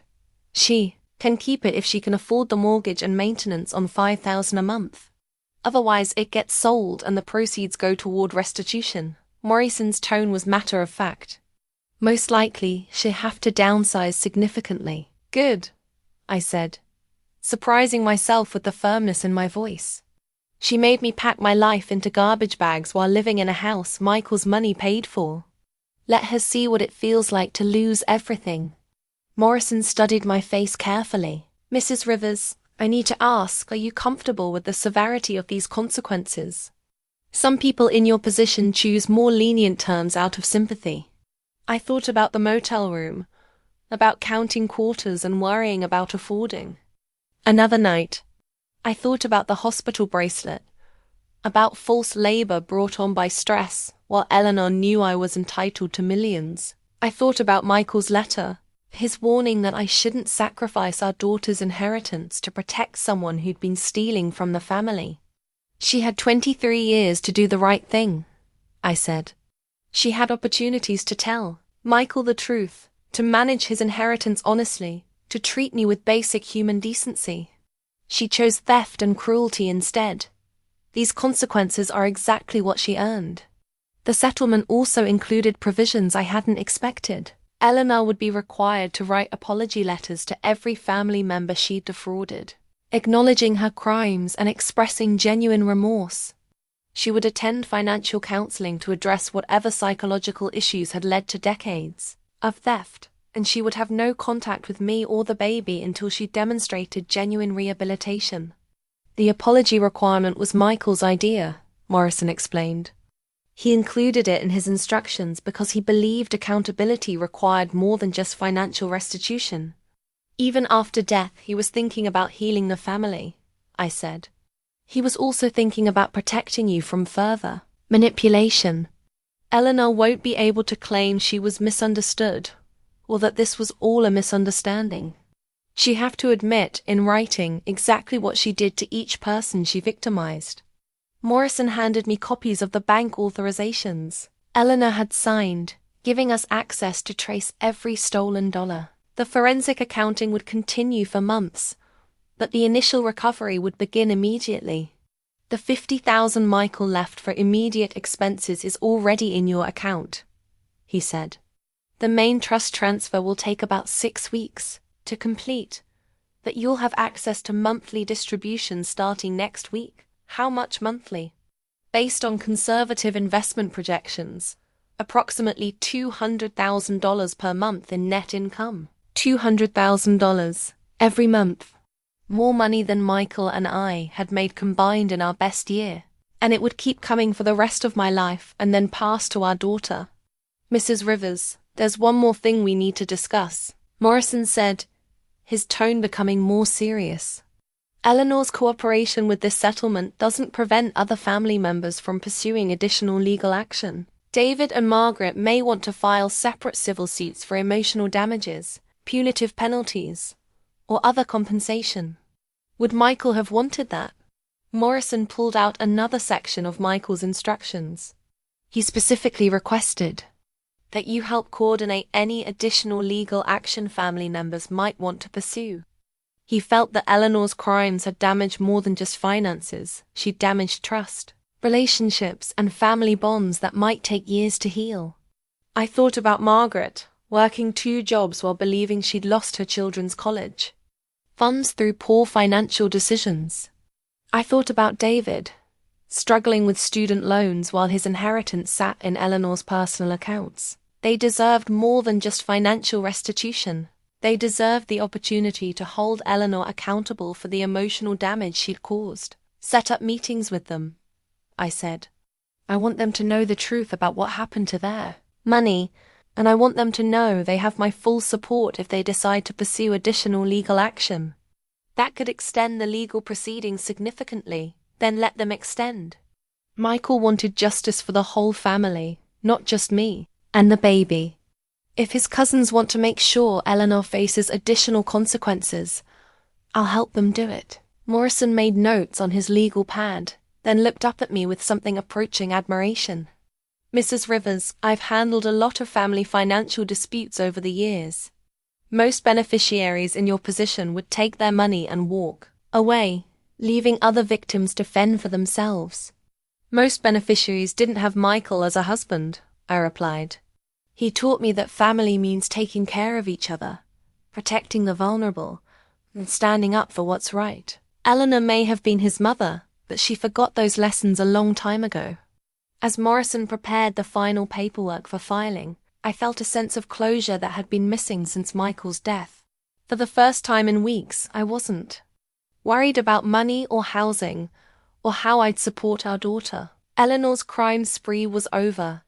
The stolen assets were being recovered, and justice was finally being served. But more than that, I felt like I'd honored Michael's memory in the way he'd hoped I would. I'd been strong when I needed to be strong, merciful when mercy was appropriate, and uncompromising when it came to protecting our family's future. There's one last document, Morrison said, handing me a thick envelope sealed with wax. Michael asked me to give this to you after the settlement was complete. I opened it carefully and found another letter in Michael's handwriting, this one, longer and more detailed than the first. My dearest Natalie, if you're reading this, then you've successfully confronted my mother and recovered what she stole from our family. I'm so proud of you, and I know our daughter will grow up understanding that her mother is the kind of woman who fights for justice and protects the people she loves. I hope you weren't too hard on my mother, but I also hope you didn't let her manipulate you into accepting less than what's rightfully yours. She spent my entire life convincing me that I didn't deserve what my father left me, and I don't want her to do the same to you. Use this money to build the life we dreamed about. Together, give our daughter every opportunity, every advantage, every chance to become the amazing person I know she be. And don't feel guilty about living well. You've earned every penny through your love, your strength, and your willingness to fight for our family. I love you both more than words can express. Forever yours. Michael. I folded the letter carefully and placed it in my purse, next to the first one he'd written. 2 final gifts from a man who'd loved me enough to protect me even after death. Eleanor Rivers had spent 23 years stealing from her own family, but in the end, she'd lost everything. Michael's legacy would live on through our daughter, who would grow up knowing that her father had been wise enough to choose a mother strong, enough to fight for justice and generous enough to show mercy when it was deserved. Justice had been served. Now it was time to build the future Michael had dreamed of for us. The contractions started at 3 in the morning, exactly 1 week after Eleanor signed the settlement agreement. I woke in my hotel suite, a vast improvement from the Comfort Inn, with a sharp pain across my lower back that felt different from the false labor I'd experienced before. This is it, I whispered to my belly, where the baby had been restless all night. You picked quite a time to make your entrance, little one. I called Morrison first, knowing he'd want to be informed if anything happened during the final phases of the asset transfer. He answered on the second ring, alert despite the early hour. Mrs. Rivers, is everything all right? I'm in labor, I said, trying to keep my voice calm as another contraction hit. Real labor this time. I wanted you to know, in case there are any legal documents that need my signature before the baby arrives. Don't worry about legal documents right now, he said firmly. Do you have someone to drive you to the hospital? The question hit me like a physical blow. In all the chaos of the past few weeks, I'd been so focused on fighting Eleanor and securing the inheritance that I hadn't dealt with the emotional reality of giving birth alone. Michael should have been the one driving me to the hospital, holding my hand, coaching me through contractions. I'll call a cab, I said, my voice breaking slightly. Absolutely not. I'm coming to get you. Give me your address. Morrison arrived. Within 20 minutes, looking incongruous in his expensive suit at 3:30 in the morning. He helped me to his car with gentle efficiency, and I was grateful for his steady presence as the contractions intensified. Have you chosen a hospital?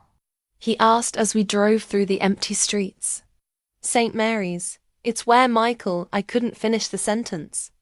It was where Michael had died, but it was also the hospital where our daughter would be born. Some kind of cosmic poetry I wasn't sure I could handle. Good choice. I called ahead and spoke with the maternity ward. They're expecting you. At the hospital, Morrison handled the admission paperwork, while I focused on breathing through increasingly intense contractions. The nurses were kind and professional, but I could see the sympathy in their eyes when they realized I was alone. Is your husband on his way? One nurse asked gently. My husband died 3 weeks ago, I said, the words still feeling surreal. It's just me. The nurse's expression softened. Oh, honey, I'm so sorry. Do you have family coming? I thought about Eleanor, probably packing up her mansion and preparing to move into whatever modest apartment she could afford on $5,000 a month. I thought about Michael's cousins, who were still processing the revelation that their trusted aunt had been stealing from them for years. I have a friend here, I said, gesturing toward Morrison, who was filling out forms at the nurse's station. Progressed quickly, more quickly than I'd expected for a first baby. By 6 in the morning, I was fully dilated and ready to push. Morrison had stationed himself in the waiting room after promising to be available if I needed anything, giving Emmy privacy for the birth while ensuring I wasn't completely alone. You're doing great, Dr. Martinez encouraged as I pushed through another contraction. I can see the head. Your baby has lots of dark hair like Michael's. I closed my eyes and tried to imagine him beside me, coaching me through the final pushes, ready to cut the umbilical cord and hold his daughter for the first time. One more big push, Dr. Martinez said. Come on, Mama. I pushed with everything I had, thinking about Michael's letter, about the future he dreamed of for our daughter, about all the ways I would make sure she knew how much her father had. Loved her. At 6:47 a.m. Emma Rose Rivers entered the world, screaming indignantly and absolutely perfect. Dr. Martinez placed her on my chest, and I sobbed as I looked at her tiny face, Michael's nose, his dark hair, but my light eyes and stubborn chin. "Hello, beautiful girl," I whispered. "I'm your mama, and your daddy loved you so much." Emma quieted at the sound of my voice, her dark eyes focusing on my face with the intense concentration newborns sometimes show. She was healthy and strong, weighing 7 pounds and 2 ounces, with long fingers that gripped mine with surprising strength. The nurse helped me with the first feeding, and I marveled at how natural it felt despite having no idea what I was doing. Emma latched immediately, as if she'd been waiting for this moment as much as I had. "She's beautiful," Morrison said when he came to visit an hour later. "Michael would be so proud." He'd brought flowers and a teddy bear, and I was touched by his thoughtfulness. Over the past few weeks, he'd become more than just my lawyer. He'd become the closest thing I had to family. "I have something for you," he said, pulling out an official-looking document. Emma's birth certificate. I took the liberty of having it expedited. I looked at the certificate, seeing Emma's full name listed officially, Emma Rose Rivers. Under father, it listed Michael David Rivers. Under mother, it listed Natalie Rose Rivers. We were a family, officially documented, even though Michael would never get to sign a school permission slip or teach her to ride a bike. "There's something else," Morrison said gently. "The final asset transfer went through this morning. Everything is officially in your name now.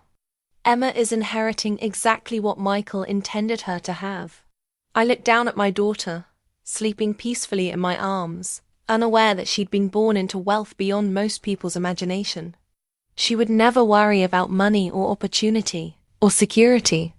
She would grow up knowing that her father had loved her enough to protect her future, even from his own family. "Mr. Morrison," I said, "I want to set up a college fund for David and Margaret's children.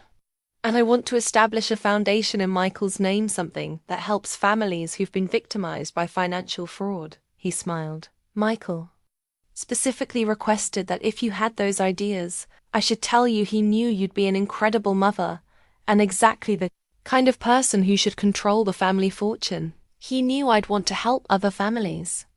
He said you'd use the money to heal the damage his mother had caused and prevent other people from going through what you've experienced." He was right. As I held Emma and watched her sleep, I thought about the journey that had brought us to this moment. 3 weeks ago, I'd been homeless and terrified, convinced that Michael had abandoned us. Now I was holding our daughter in a private hospital room, surrounded by flowers and gifts, with access to resources that would ensure she never wanted for anything. Eleanor's greed had cost her everything, but it had also revealed the strength I didn't know I possessed. I'd fought for my daughter's inheritance and won. I'd demanded justice for Michael's memory and gotten it. I'd stood up to a woman who'd spent decades intimidating family members into silence, and I'd won. "What do you think, Emma?" I whispered to my sleeping daughter. "Ready to go home and start our new life?" Emma stirred slightly, her tiny fist unfurling to grasp my finger with determination that reminded me of her father. She had his stubborn streak already, I could tell. "She's going to be a fighter," Morrison observed, "just like her mother." The first photo I took of Emma was with my phone, capturing her peaceful face as she slept in the hospital bassinet. I sent it to no one. There was no family eagerly waiting for updates, no excited grandparents demanding pictures. But someday, Emma would want to see how she looked in her first hours of life, and I wanted to document every moment for her. As the morning progressed, nurses came and went, checking on both of us and marveling at how alert and healthy Emma was. Dr. Martinez stopped by during her rounds, pronouncing us both in excellent condition and cleared for discharge the following day. "Most new mothers have help at home," she said gently. "Do you have support for the first few weeks?" I thought about the empty house that was now legally mine, About the nursery that Michael and I had never finished setting up, about the crib, still in its box in what used to be our spare bedroom. "I'll be fine," I said, though I wasn't entirely sure that was true. "I have resources." What I had was more money than I could spend in several lifetimes. What I didn't have was someone to hold the baby while I showered, someone to reassure me that I was doing everything right, someone to share the wonder of watching Emma discover the world. But as I looked at my daughter's perfect face, I realized that Michael had given me something more valuable than money or support systems. He'd given me the strength to fight for what was right, the wisdom to show mercy when it was appropriate, and the confidence to trust my own judgment. Those were the qualities Emma would need from her mother, and those were the gifts Michael's love had developed in me. "We're going to be okay," I whispered to Emma as she slept. "Your daddy made sure of that." The birth certificate Morrison had brought lay on the bedside table, official proof that Emma Rose Rivers existed, that she was Michael's daughter and my daughter, that she was the rightful heir to everything we'd fought to reclaim from Eleanor. But, more than that, she was proof that love could triumph over greed, that justice could prevail over manipulation, and that Michael's legacy would live on through the daughter he'd never gotten to meet, that had loved enough to protect. Bringing Emma home to 1247 Maple Street felt like returning to a different universe. The house that Eleanor had tried to steal from me was now legally mine, officially documented and deed transferred, but it felt hollow without Michael's presence filling the rooms. I carried Emma's car seat through the front door, remembering the last time I'd been here packing my belongings into garbage bags while 9 months pregnant and homeless. Now I was returning as the rightful owner, with enough money in the bank to buy a dozen houses like this one. The nursery was exactly as we'd left it, half-painted walls in soft yellow, the unassembled crib still in its box, tiny clothes folded in dresser drawers that Michael had installed himself. I set Emma's carrier down and looked around the room we'd planned together, feeling his absence like a physical ache. "Your daddy picked out that mobile," I told Emma, pointing to the musical carousel of farm animals still in its packaging. "He spent 20 minutes in the store testing different melodies to find the one that wasn't annoying." Over the next few days, I threw myself into creating the perfect nursery with the kind of resources I'd never dreamed of having. Professional painters finished the walls in exactly the shade of yellow Michael and I had chosen. A baby furniture specialist assembled the crib and matching dresser, adding details like custom bedding and hand-painted wall art. I hired a housekeeper, not because I couldn't handle the cleaning, but because I wanted to spend every possible moment with Emma. I hired a meal delivery service, stocked the freezer with prepared foods, and set up systems that would allow me to focus entirely on being a mother. The money made everything easier, but it couldn't fill the emotional void Michael's absence had created. At 2 a.m, when Emma was crying and I was exhausted and overwhelmed, I would have traded every penny in the trust fund for 5 minutes with her father. Morrison visited regularly, ostensibly to handle ongoing legal matters, but really to check on how we were adjusting. He'd become something like a surrogate grandfather to Emma, bringing age-appropriate toys and books she wouldn't be able to use for months. "Have you thought about what you want to do long-term?" he asked during one visit, watching Emma sleep. "In her bassinet, career-wise, I mean. You have the freedom to pursue anything now." I'd been thinking about that question constantly. Before Michael's death, I'd planned to return to my part-time non-profit job after maternity leave. Now I had the financial freedom to do anything or nothing I wanted. "I've been researching family law programs," I said. "I want to help other families who've been victimized by financial fraud. What Eleanor did to us, to David and Margaret, I don't want other people to go through that alone." Morrison smiled approvingly. "Michael would be proud. He always said you had a natural sense of justice." The idea of law school had been forming in my mind since the settlement. I wanted to understand the legal system that had helped me recover Michael's inheritance, and I wanted to use that knowledge to help other families fight back against financial predators. "I could do it part-time," I continued. "Emma and I have enough resources that I don't need to rush into anything. But eventually, I want to build a practice that specializes in estate fraud and family financial crimes. There's definitely a need for that kind of specialization, Morrison agreed. And you'd have credibility with clients who are going through what you experienced. 3 weeks after Emma's birth, I received an unexpected call from David, Michael's cousin, whose inheritance Eleanor had stolen. We'd met briefly at the settlement signing, but this was our first real conversation. Natalie, he said, his voice careful and formal, I wanted to thank you for what you did. Not just for me, but for all of us. If you hadn't fought back against and Eleanor, we never would have known what happened to our money. Michael would have wanted justice for everyone, I replied. How are you doing with everything? It's been surreal, David admitted.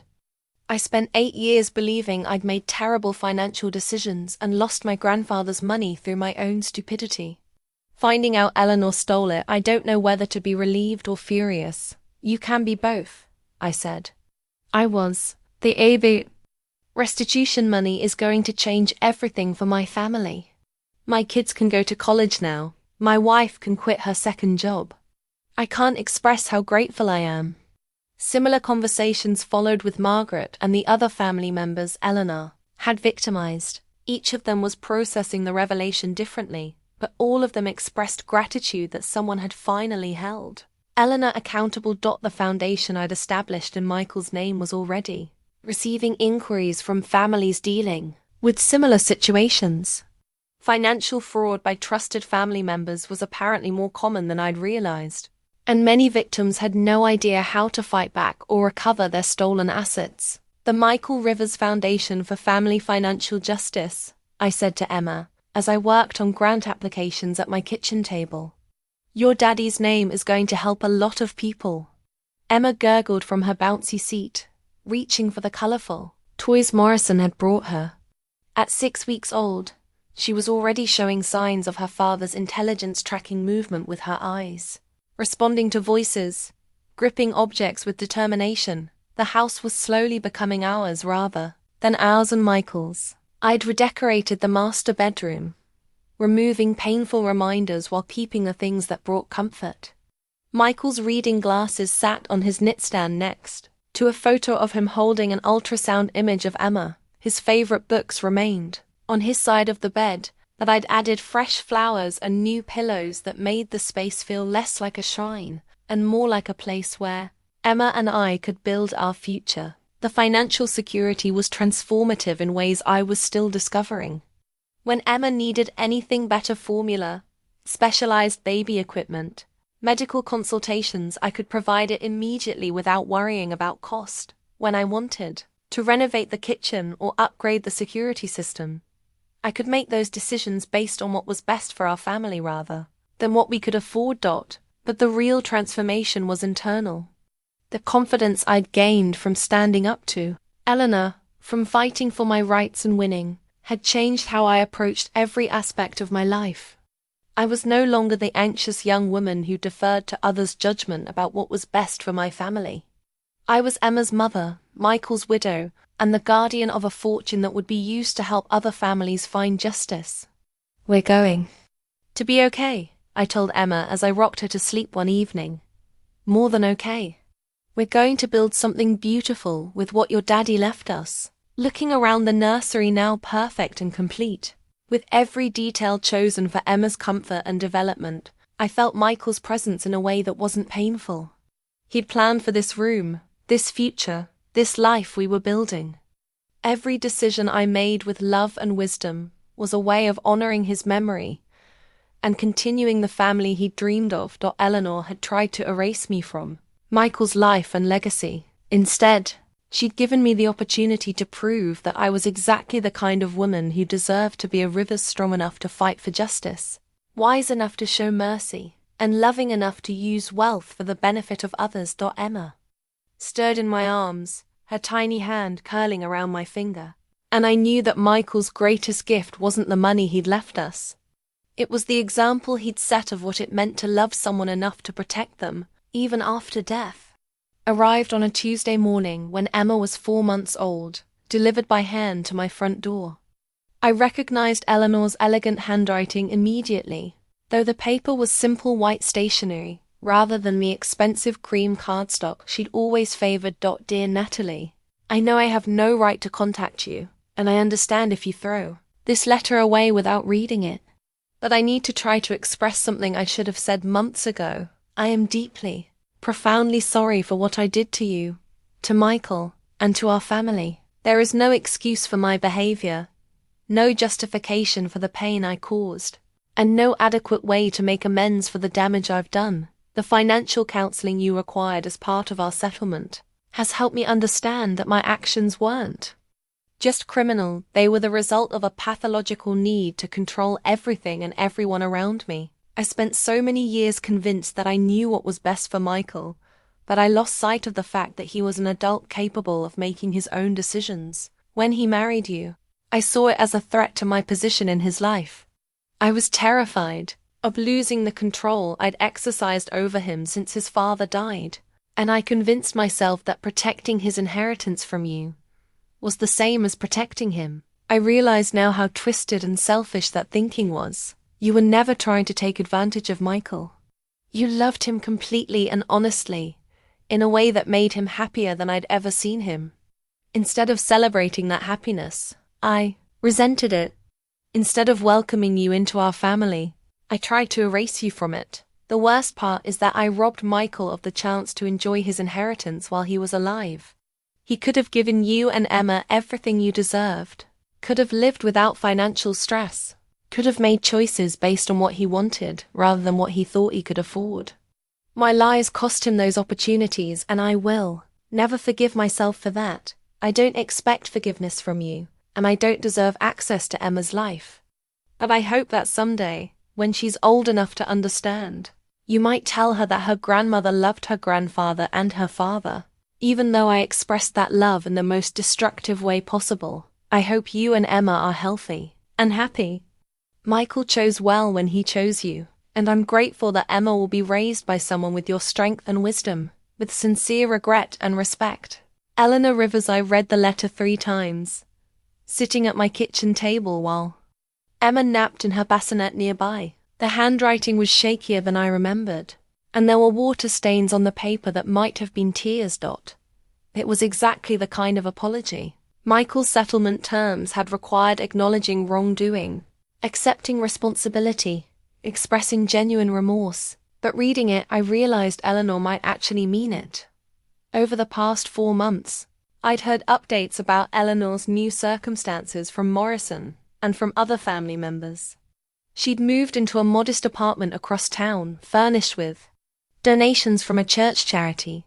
She'd sold her designer clothes and jewelry to help pay for restitution. She'd taken a part-time job at a bookstore, her first employment in over 20 years. The woman who'd lived in luxury on stolen money was now clipping coupons and shopping at thrift stores, experiencing the financial stress she'd forced on others. For decades. What do you think, baby girl? I asked Emma, who was awake now and studying the mobile above her bassinet with intense concentration. Should we give your grandmother a chance to prove she's changed? Emma's only response was to grab her own feet and attempt to put them in her mouth. But something about her expression reminded me of Michael's thoughtful look when he was considering a difficult decision. Called Morrison to discuss the letter and get his perspective on Eleanor's rehabilitation progress. The financial counselor says she's been genuinely engaged in the process, he reported. She's attending every session, completing assignments, and demonstrating real insight into the psychological factors that led to her criminal behavior. Do you think it's genuine? Or is she just going through the motions? Hard to say definitively, but her behavior suggests real change. She's paid every required restitution payment on time, even when it meant significant personal sacrifice. She's written sincere apologies to all the family members she defrauded. And she's volunteered to participate in a research study about financial fraud perpetrators. A research study? She's working with a university team that studies white-collar crime within families. She's allowing them to document her case as a way of helping other researchers understand and prevent similar situations. That surprised me. Eleanor had always been intensely private about family matters, obsessive about maintaining the Rivers family image. Volunteering to be studied as a criminal suggested a level of humility I wouldn't have expected from her. "There's something else," Morrison continued. "She's been asking about appropriate ways to contribute to the Michael Rivers Foundation. She wants to make amends beyond just financial restitution." "What kind of contributions?" "Educational materials about warning signs of family financial abuse. She's written a detailed account of her methods and motivations that could help other families recognize similar manipulation tactics." I thought about the foundation I'd established, already helping a dozen families recover from financial fraud perpetrated by trusted relatives. Eleanor's insights into the psychology of family financial abuse could be genuinely valuable for prevention and early intervention. "Would she be willing to speak at educational events?" I asked. "Conferences for financial advisors, family lawyers, people who might encounter these situations. I can ask." She's expressed willingness to do whatever might help other families avoid what happened to yours. After hanging up, I sat with Eleanor's letter and tried to separate my personal feelings from what might be best for Emma in the long run. Eleanor was her only living grandparent, the only person who could share stories about Michael's childhood and family history. If she was genuinely rehabilitated, cutting her out of Emma's life completely might be a loss for my daughter, but Emma's safety and well-being had to come first. Any relationship with Eleanor would need careful boundaries and constant monitoring. I drafted a response letter, choosing my words carefully. "Eleanor, thank you for your letter and for the apologies you've written to other family members. I appreciate that you're taking responsibility for your actions and working to understand the harm you caused. I'm not ready to forgive you completely, and I may never be. But I'm willing to consider a very limited relationship if you continue to demonstrate genuine change over time. If you're serious about making amends, I'd like you to speak publicly about family financial abuse at conferences, educational events, anywhere your experience might help protect other families. The Michael Rivers Foundation can arrange speaking opportunities if you're interested. As for Emma, I'm willing to discuss supervised visits after she turns 1 year old. If you've maintained your rehabilitation progress and demonstrated consistent respect for the boundaries I establish, this is not forgiveness. This is an opportunity for you to prove that the person who wrote this apology letter is who you really are now, not just who you're pretending to be. Natalie. I mailed the letter the next day, then spent the evening playing with Emma on her activity mat, watching her grab for toys and babble contentedly. She was growing so quickly, developing new skills almost daily, and I found myself wishing Michael could see how amazing she was becoming. "Your daddy would have loved watching you discover the world," I told her as she managed to roll from her back to her stomach for the first time. "And maybe someday, your grandmother will get to see it too, if she can prove she's learned how to love without trying to control." Eleanor's response to my letter would tell me everything I needed to know about whether her apology was genuine or just another manipulation. If she was truly committed to making amends, she'd accept my conditions and work to earn whatever relationship with Emma might be possible. If she wasn't, she'd reveal her true nature by trying to negotiate the terms or make demands about her rights as a grandmother. Either way, I'd have the information I needed to protect Emma while honoring Michael's hope that his family might someday heal from the damage Eleanor had caused. The letter was a beginning, not an ending, but it was the first step toward discovering whether Eleanor Rivers could become the kind of grandmother Emma deserved, or whether some damage was simply too extensive to repair. The trust fund documents I signed on Emma's first birthday represented more than financial planning. They were a promise that she would grow up with security, opportunity, and the freedom to choose her own path in life. The Emma Rivers Educational Trust will provide full funding for her education through graduate school, Morrison explained as I reviewed the paperwork. Medical school, law school, PhD programs, whatever she chooses to pursue. I looked at Emma, who was sitting in her high chair, systematically dropping pieces of birthday cake onto the floor while examining each piece with scientific curiosity. At 1 year old, she was already showing signs of Michael's analytical mind and my stubborn determination. What if she wants to be an artist or a musician? I asked. Something that doesn't require traditional graduate education. The trust includes provisions for professional development in any field she chooses. Music conservatory, art school, apprenticeships with master craftsmen. The goal is to support her dreams, whatever they might be. Emma banged her tiny hands on her high chair tray and grinned at me, her 4 teeth making her smile absolutely adorable.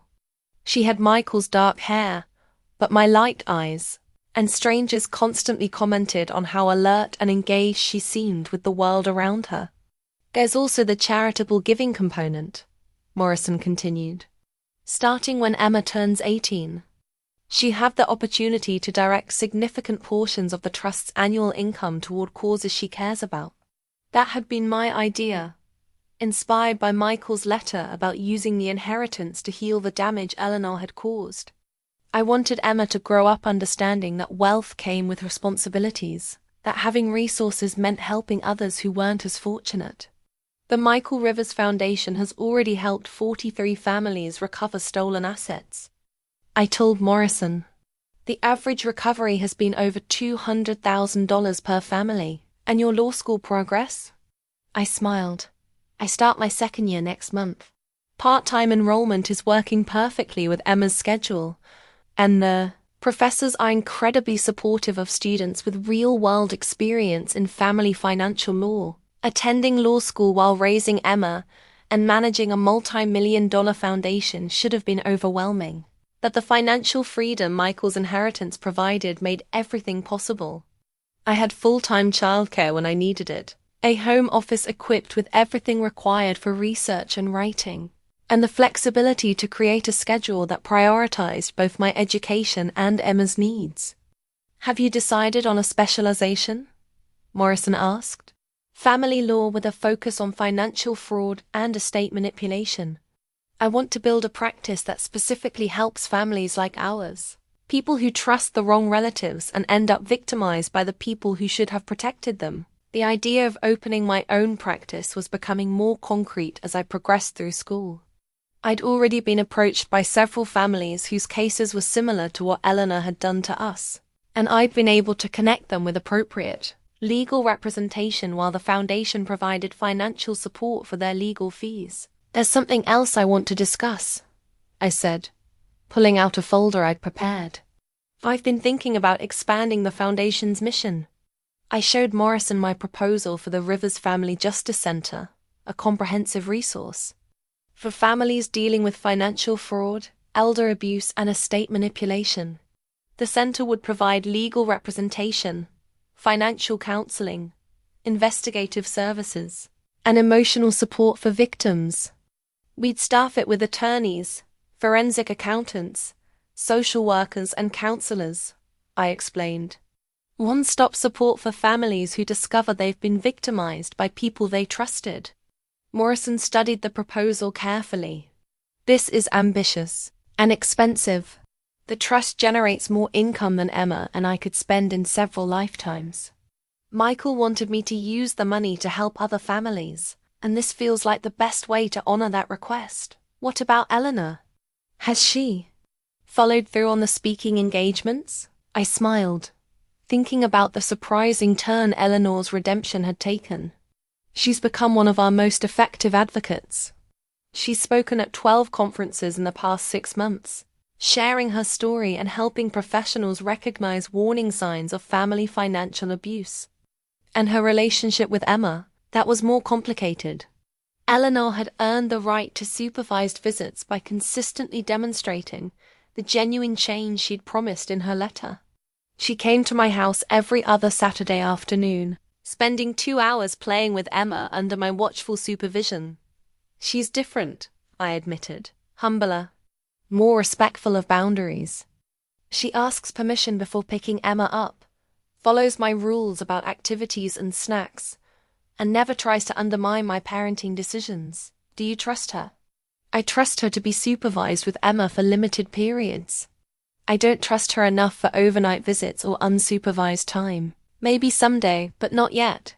Emma had taken to Eleanor cautiously but positively. She would smile when her grandmother arrived and seemed to enjoy the attention, but she clearly understood that I was her primary attachment figure. Eleanor never tried to position herself as anything more than a loving visitor who was grateful for whatever time she was allowed. The most surprising thing, I continued, is how effective she's been in helping other families. She has genuine insights into the psychology of financial manipulation, and victims find her credible because she admits to being the perpetrator in her own family's case. Has she expressed any interest in a more formal role with the foundation? We've discussed it. She's interested in developing educational materials and training programs for financial professionals.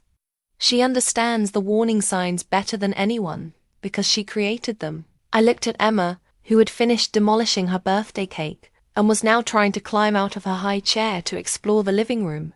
At 1 year old, she was fearless and curious, approaching new experiences with the confidence of a child who'd never doubted that she was loved and wanted. I want Emma to grow up knowing her father's story, I told Morrison. Not just the sad parts about his death, but the inspiring parts about how he protected us and made sure justice was served. I want her to understand that wealth isn't just about having nice things. It's about having the power to help other people and make the world more fair. She have excellent role models for that understanding, Morrison said, watching Emma toddle across the room with determination. The Foundation's work was expanding beyond just financial fraud cases. We'd started offering grants for legal representation in elder abuse cases, providing emergency financial assistance for families dealing with sudden crises, and funding research into the psychology of family financial manipulation. I've been thinking about something Michael wrote in his letter, I said. He wanted me to use the inheritance to give Emma every opportunity to become the amazing person he knew she'd be. But I think he also wanted me to become the amazing person he believed I could be. And have you? I considered the question seriously. 2 years ago, I'd been a part-time non-profit worker married to a man who worried about affording baby furniture. Now I was a law student, foundation director, and single mother managing a multi-million-dollar inheritance while raising a confident, happy daughter. I'm becoming her, I said finally. The woman Michael saw in me, the mother Emma deserves. Person who can use this wealth responsibly and effectively. It's taken time, but I think I'm finally growing into the legacy he left me. Emma had made it to the toy box and was now systematically removing every toy and examining it with the focused attention she'd inherited from her father. Watching her explore and learn, I felt Michael's presence in a way that was comforting rather than painful. He would be proud of both of you, Morrison said softly. I hope so. I hope when Emma's old enough to understand, she'd be proud too. Proud of her father for protecting us, proud of her mother for fighting for justice, and proud of her family's legacy of helping other people. Looking around the room filled with Emma's toys, legal textbooks, foundation paperwork, and photos of Michael, I realized that we'd built something beautiful from the tragedy of his death. Not just financial security, but a life with purpose and meaning that honored his memory, while creating a better future for our daughter Emma. Rivers would grow up knowing that her father had loved her enough to protect her inheritance from the people who tried to steal it, and that her mother had been strong enough to build something meaningful with the legacy he'd left them. The morning of Emma's 2nd birthday dawned clear and bright. Perfect weather for the garden party I'd planned in our backyard. As I arranged flowers on the picnic tables and set up the bouncy castle, Emma was still too young to fully appreciate. I touched the necklace I wore every day, Michael's wedding ring on a delicate gold chain, resting close to my heart. 2 years, I whispered to his ring. Can you believe how much has changed? Emma toddled across the lawn, chasing bubbles with the determination of a child who'd never learned that some things were impossible to catch. She was fearless and joyful, approaching life with the confidence that came from being deeply loved and completely secure. Mama, Bubbles, she called, pointing excitedly at the soap bubbles floating around the yard. "I see them, sweetheart. Can you catch one?" She lunged forward with both hands, missing the bubbles but giggling with delight when they popped against her fingers. Everything was still magical to her, still worthy of wonder and excitement. The guests began arriving at noon. Morrison with his wife and grandchildren, David and Margaret with their families, several colleagues from law school, and families we'd helped through the foundation. It was the kind of gathering Michael would have loved, full of people whose lives had been touched by his legacy. Eleanor arrived last, carrying a small, carefully wrapped gift and wearing a dress that was modest but neat. Her transformation over the past 2 years had been remarkable, not just in her appearance, though she looked healthier and more at peace than I'd ever seen her, but in her entire approach to relationships and boundaries. "Thank you for including me," she said quietly, handing me the gift. "I know how much trust this represents." "You've earned it," I replied, and I meant it.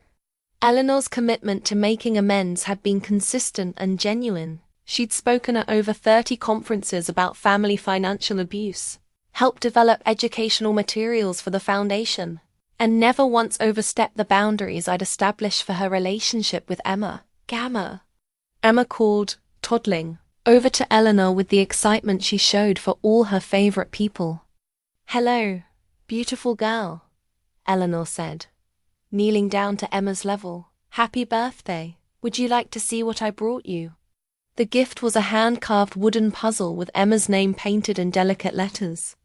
It was simple but thoughtful, the kind of present that showed Eleanor understood the difference between spoiling a child and showing love appropriately. "Thank you, Gamma," Emma said, immediately sitting down to examine the puzzle pieces. I watched Eleanor's face as she helped Emma with the puzzle, seeing genuine joy and affection there, but also respect for my role as Emma's primary parent. She never tried to override my decisions or position herself as an alternative authority figure. She'd learned to love without trying to control, to participate without trying to dominate. As the party continued, I found myself circulating among the guests and reflecting on the journey that had brought us all together. David was telling his children about their Uncle Michael, sharing stories I'd never heard about their childhood adventures. Margaret was helping in the kitchen, moving with the energy of someone who no longer carried the burden of financial stress.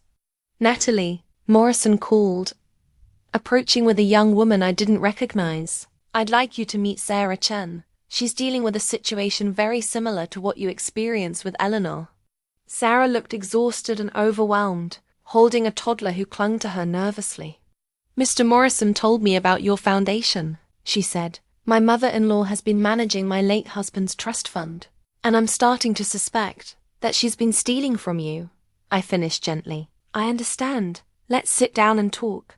As I listened to Sarah's story, the mysterious disappearance of inheritance money, the confusing financial reports, the attempts to make her feel guilty for asking questions, I was struck by how familiar it all sounded. Eleanor's methods weren't unique. They were part of a pattern that played out in families across the country. "The good news," I told Sarah, "is that you're not alone, and you're not crazy. What you're describing is a recognized form of financial abuse, and there are legal remedies available. But the legal fees, the foundation covers legal costs for families in your situation. We'll connect you with an attorney who specializes in these cases, and will support you through the entire process." Sarah's relief was visible, her shoulders relaxing for the first time since she'd arrived. "You really help people like me? People exactly like you. My husband left me protections I didn't even know about, and now I use those resources to help other families get justice." After Sarah left with contact information for our legal team, I found myself standing at the edge of the party, watching Emma play with the other children. She was laughing and sharing toys, already showing the empathy and generosity I hoped to cultivate in her as she grew. Eleanor approached, holding 2 cups of lemonade. "She's remarkable," she said, offering me one of the cups. "Michael would be so proud of both of you." "I hope so. I think about him every day, Wonder if I'm making the choices he would have wanted me to make. You're doing more than he ever dreamed possible, Eleanor said firmly. The foundation, law school, the way you're raising Emma, you're building something beautiful from a terrible tragedy. I studied Eleanor's face, still sometimes surprised by the sincerity I saw there. Do you regret it, all of it? Every single day, she replied immediately. I regret stealing from Michael, from the family, from you. I regret the years I wasted on control and manipulation, instead of just loving the people around me. But most of all, I regret that Michael never got to see Emma, never got to experience being a father. He's seeing her, I said, touching his ring through my shirt. I believe that. And I think he's proud of the woman you've become too. He always hoped you'd find a way to be the mother and grandmother he needed you to be. Eleanor's eyes filled with tears. I hope someday I can truly earn your forgiveness. You're already earning it, I said. Every day you choose to be honest instead of manipulative. Every family you help through your speaking engagements. Every moment you respect the boundaries I've set for Emma, you're earning it. As the afternoon wound down and guests began to leave, I found myself alone in the kitchen, cleaning up party dishes, and reflecting on how much had changed since that terrible day. When Eleanor had tried to evict me from this very house, Emma was napping upstairs, exhausted from her birthday celebration. The house was quiet except for the gentle hum of the dishwasher and the distant sound of Morrison packing up the borrowed tables in the backyard. Opened the drawer where I kept Michael's letters and pulled them out, reading his words for what must have been the 100th time since his death. Use this inheritance to give our daughter everything she deserves. Send her to the best schools. Take her on amazing vacations. Let her pursue whatever dreams she develops.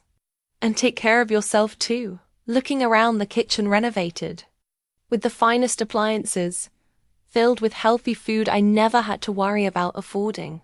Adjacent to a living room where Emma's educational toys were scattered across expensive rugs, I realized I was living exactly the life Michael had envisioned for us.